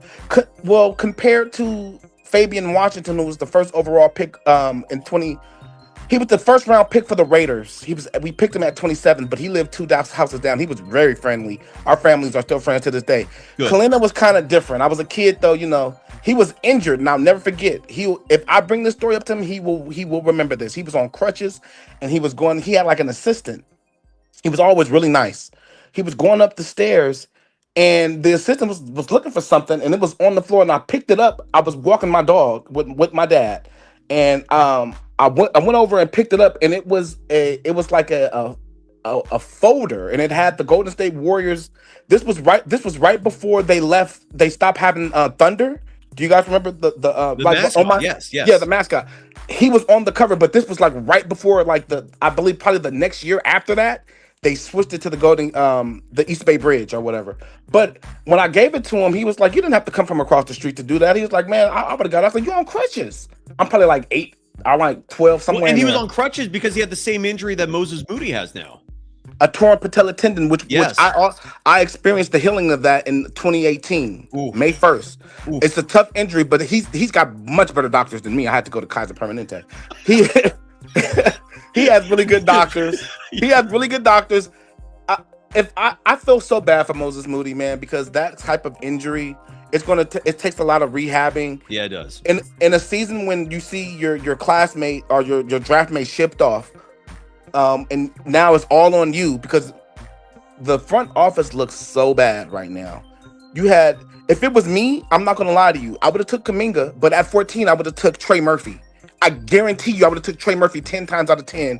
Back then, I was like, what the fuck are the Warriors looking at? This is a 3-and-D player who can space the floor, who, if you don't need to have big minutes, at the time, right, when we were drafting him, the next year we won the championship. Remember, people failed to neglect to remember that Moses Moody, Kuminga and Victor Wiseman. Wiseman. Wiseman all have championship rings. They were all young players. And Kuminga and Moody were both starting games in that postseason, like literally. Do you remember when they brought us back in the only game? I think it was Game 4, the only game of the series where the Mavericks won. Remember, we gentlemen sweep the Mavericks in the conference finals. Remember, the starters went to the bench and they brought us back. And then Kirk dumbass gonna sit them and bring Curry and them back in, and we lose. Does anybody remember that? I remember that. Yeah, absolutely, absolutely. Yeah. At any rate, I know I'm sounding like a fanatic right now. No, you're good. This is a great call. Keep going. Keep going. I love the fact that we're in position to draft in the lottery. I'm gonna keep it real with you. I said the same thing about the Raiders. It's hard to root for your team to lose, but it made absolutely no sense to win in Phoenix the other night. When you were saying that, Tony Doak is my boy. I love Tony Doak. Josh Starks. But when they played the Suns, I was having to talk with my buddy, and I was like, look, there's a high chance we can go in here and win this damn game because we own the Suns. And he was like, dude, did you see all the energy? Like, I didn't want us to beat the Clippers. I was like, hey, look, we did that. But right now, we're not going to ruin our draft stock. Because right now, we have the potential to draft. The two players that I'm eyeing is Caleb Wilson and Yaxel Lindenborg. Lindenborg is realistic at 11. Would we? So right now, and we just saw the Dallas Mavericks get the #1 pick last year. Who's to say when the year that the year that Derrick Rose went to the Bulls were not the worst team, and it was like, how the hell did they get the #1 pick? I'm not ruling that out for the Warriors. I am not at all. There's a chance. Every Warriors fan right now, I guarantee you, if we get like the 3rd or 4th pick, we're all gonna be shitting ourselves. Like, thank God we didn't beat Phoenix. I guarantee you. Sorry to interrupt you. Borat, get out of the way. Oh, no, we're all good. No, he likes you. Borat is hilarious. But I also, you know what? The Bay Area ties, I'm not sure, but I think my cousin was a student of yours at San Jose State years ago. Might have been. What's your cousin's name? Jordan Steffens. Name sounds familiar.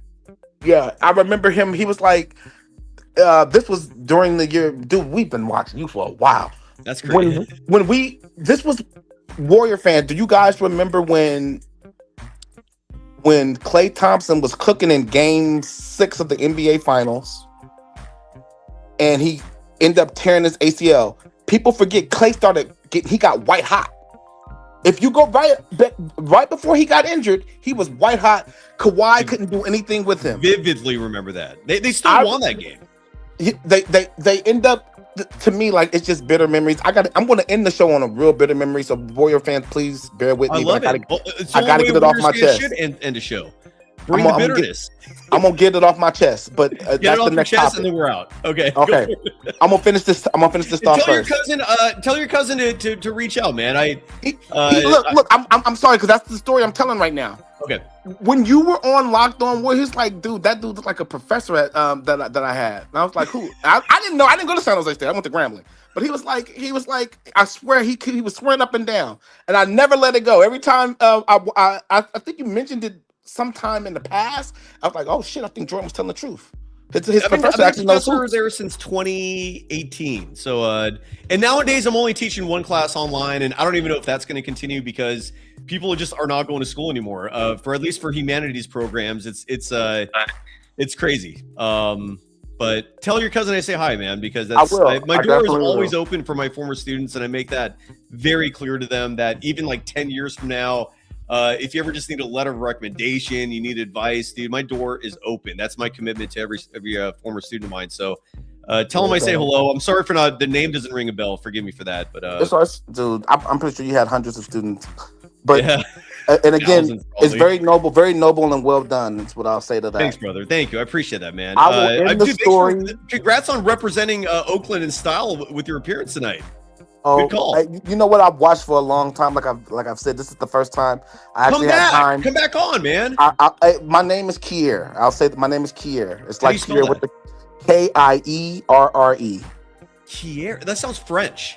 Yeah, I know. I get it all the time. If there's any Raider fans in here, I know you guys see me on Wasted Channel all the time. I'm all over the Raider stuff. Kier. All right. Yes. At any rate, though, I got to take it back here because I haven't heard anyone really speak to this the way that I need it to be spoken to. Bring it. I'm going back to 2016. I'm going back to the NBA Finals. Everybody always remembers that finals for Draymond getting suspended. Everybody always remembers it for, even though LeBron goaded him into that and then crying to Kiki Vandeweghe. What nobody brings up is how J.R. Smith shuttled into Andrew Bogut's knee. The reason why this is so important to me is because that is important because Bogut was missing at the end of that series, and they needed him, dude. How the fuck does LeBron and Kyrie both go for 40 in a game 7? There was no rim protection. God knows I love him Festival in his food reviews, but he was getting cooked. He was getting cooked.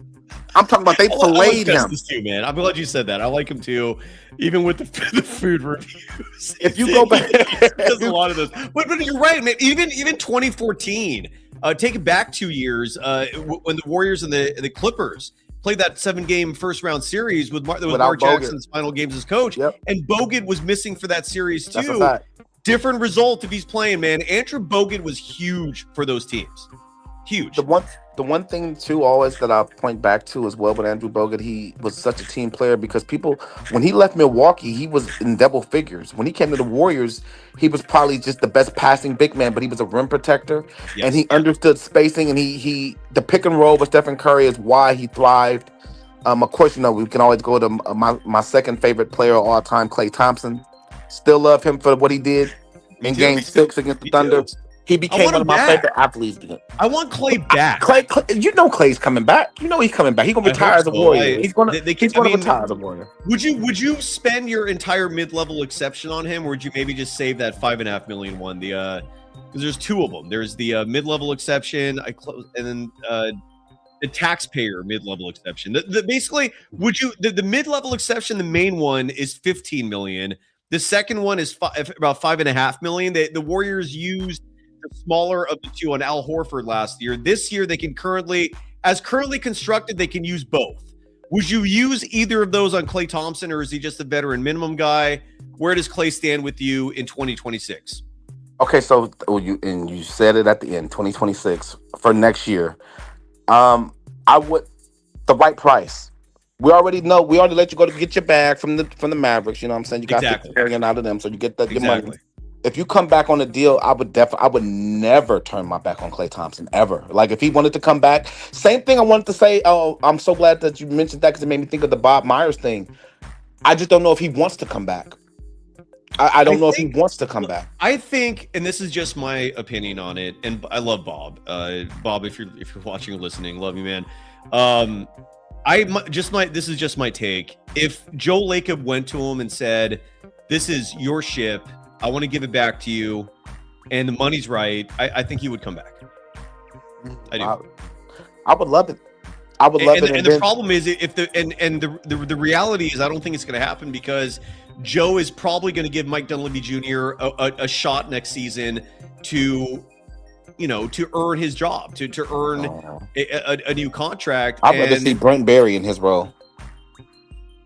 I think Brent Barry should be coaching, but maybe Brent Barry was groomed to be a front office guy, so maybe that is the better fit for him if he's going to join the team. I mean, I would just love Brent Barry on this team, man. He's a bright dude. It would be nice to have one of the Barry kids. And that's my point. That's my point, Si, because I think that if you bring Bob back and bring Brent together, there's something about when you're in the front office of the team you grew up rooting for. Yes. And you understand because you understand the dog days, you understand the trial and error. That's why I can sit here with a straight face and say Stephen Curry is the second best player of all time. I sat through the board. Do you know they made the playoffs for the first time in my adult life when I was my freshman year in college? They made it the We Believe team. I remember that team vividly. I was in New Orleans at the time. I transferred to Grambling, but I went to Dillard first. And I remember damn, it took me leaving the city of Oakland for them to actually make the playoffs. And when they did, not only did they make it, they made NBA history by eliminating the one seed and MVP Dirk Nowitzki. So when I look back at at the Warriors, even the teams that came close, that next year's team had an even better record, and because the West was so tough, they didn't even make the playoffs. I've sat through watching people say Chris Webber and the Kings were the best thing to ever happen in Northern California basketball before Stephen Curry. I've watched them say that we'll never have a 3-point shooter as good as Peja Stojakovic. You know what I'm saying? No, this is real shit, Si. I know. That's why I'm laughing. I don't think I'd laugh if it wasn't real. By the way, I don't know what you said reminded me of this, but the Inside the NBA crew had their Gone Fishing segment, and it was comedy. I saved the images of it. If you're watching on YouTube, you can see it. If you're listening on the pod, forgive me, we'll articulate. They had the tanking group, where they sent Zion Williamson is wearing a shirt that says "We can't even tank correctly." He's in the picture, and then you have is that Lowry? I think that's Lowry Markkanen sitting in one of the seats. Mike Lowry. Of course, I have to play that clip now. You got Young and Ja. That's Ja. Who's the guy on the Wizards? Can you tell? That's not Young. No, who is that? I'm not sure who that is actually. I don't know who. Yeah, I don't know who the guy in Brooklyn is either. Spam it in the chat. Everyone, if you know who that is, spam it in the chat. But that's definitely Larry. Mike Lowry. I'm Mike Lowry. That's how you pronounce his name, Lowry Markkanen. So these are the tankers. He sent the Hornets fishing. The only guy that I don't recognize is the guy to the right of Charles from our perspective. Or can you recognize this dude? That's J. Cole.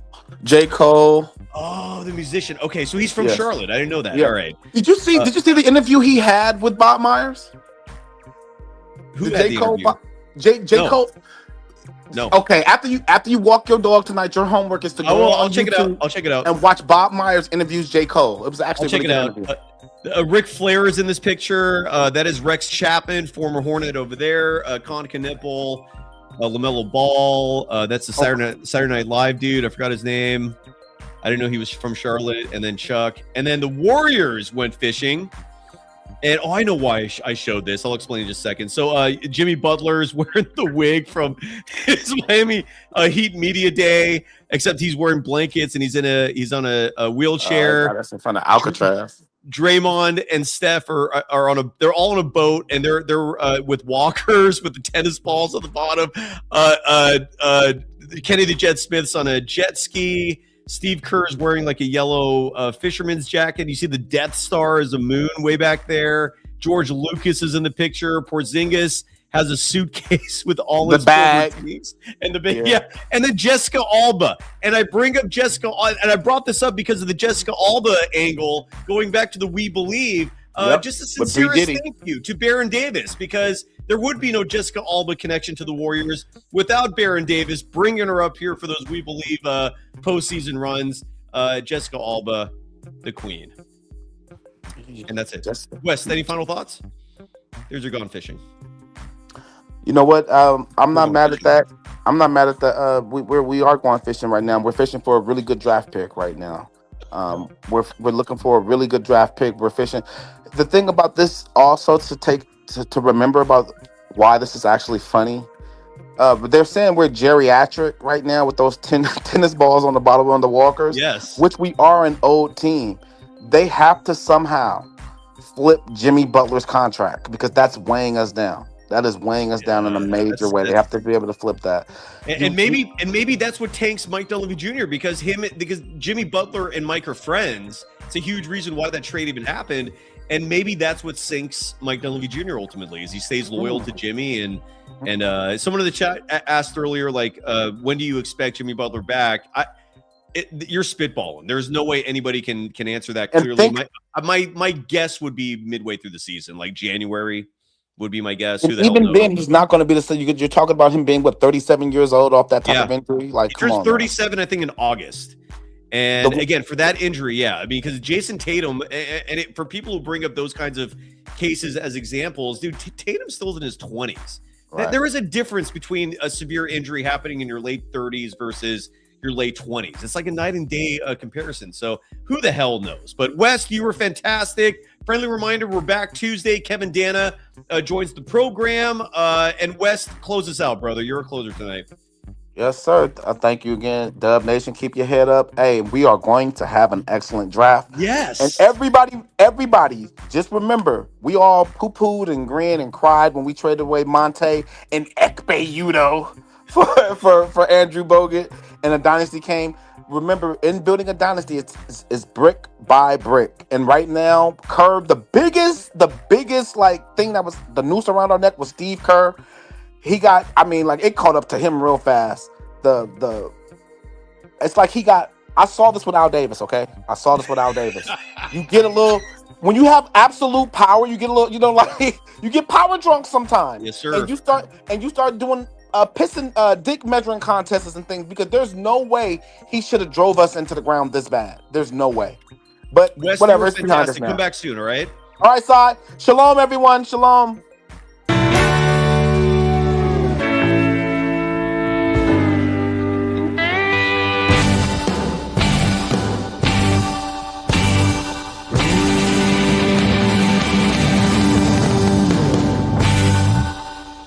Bye-bye.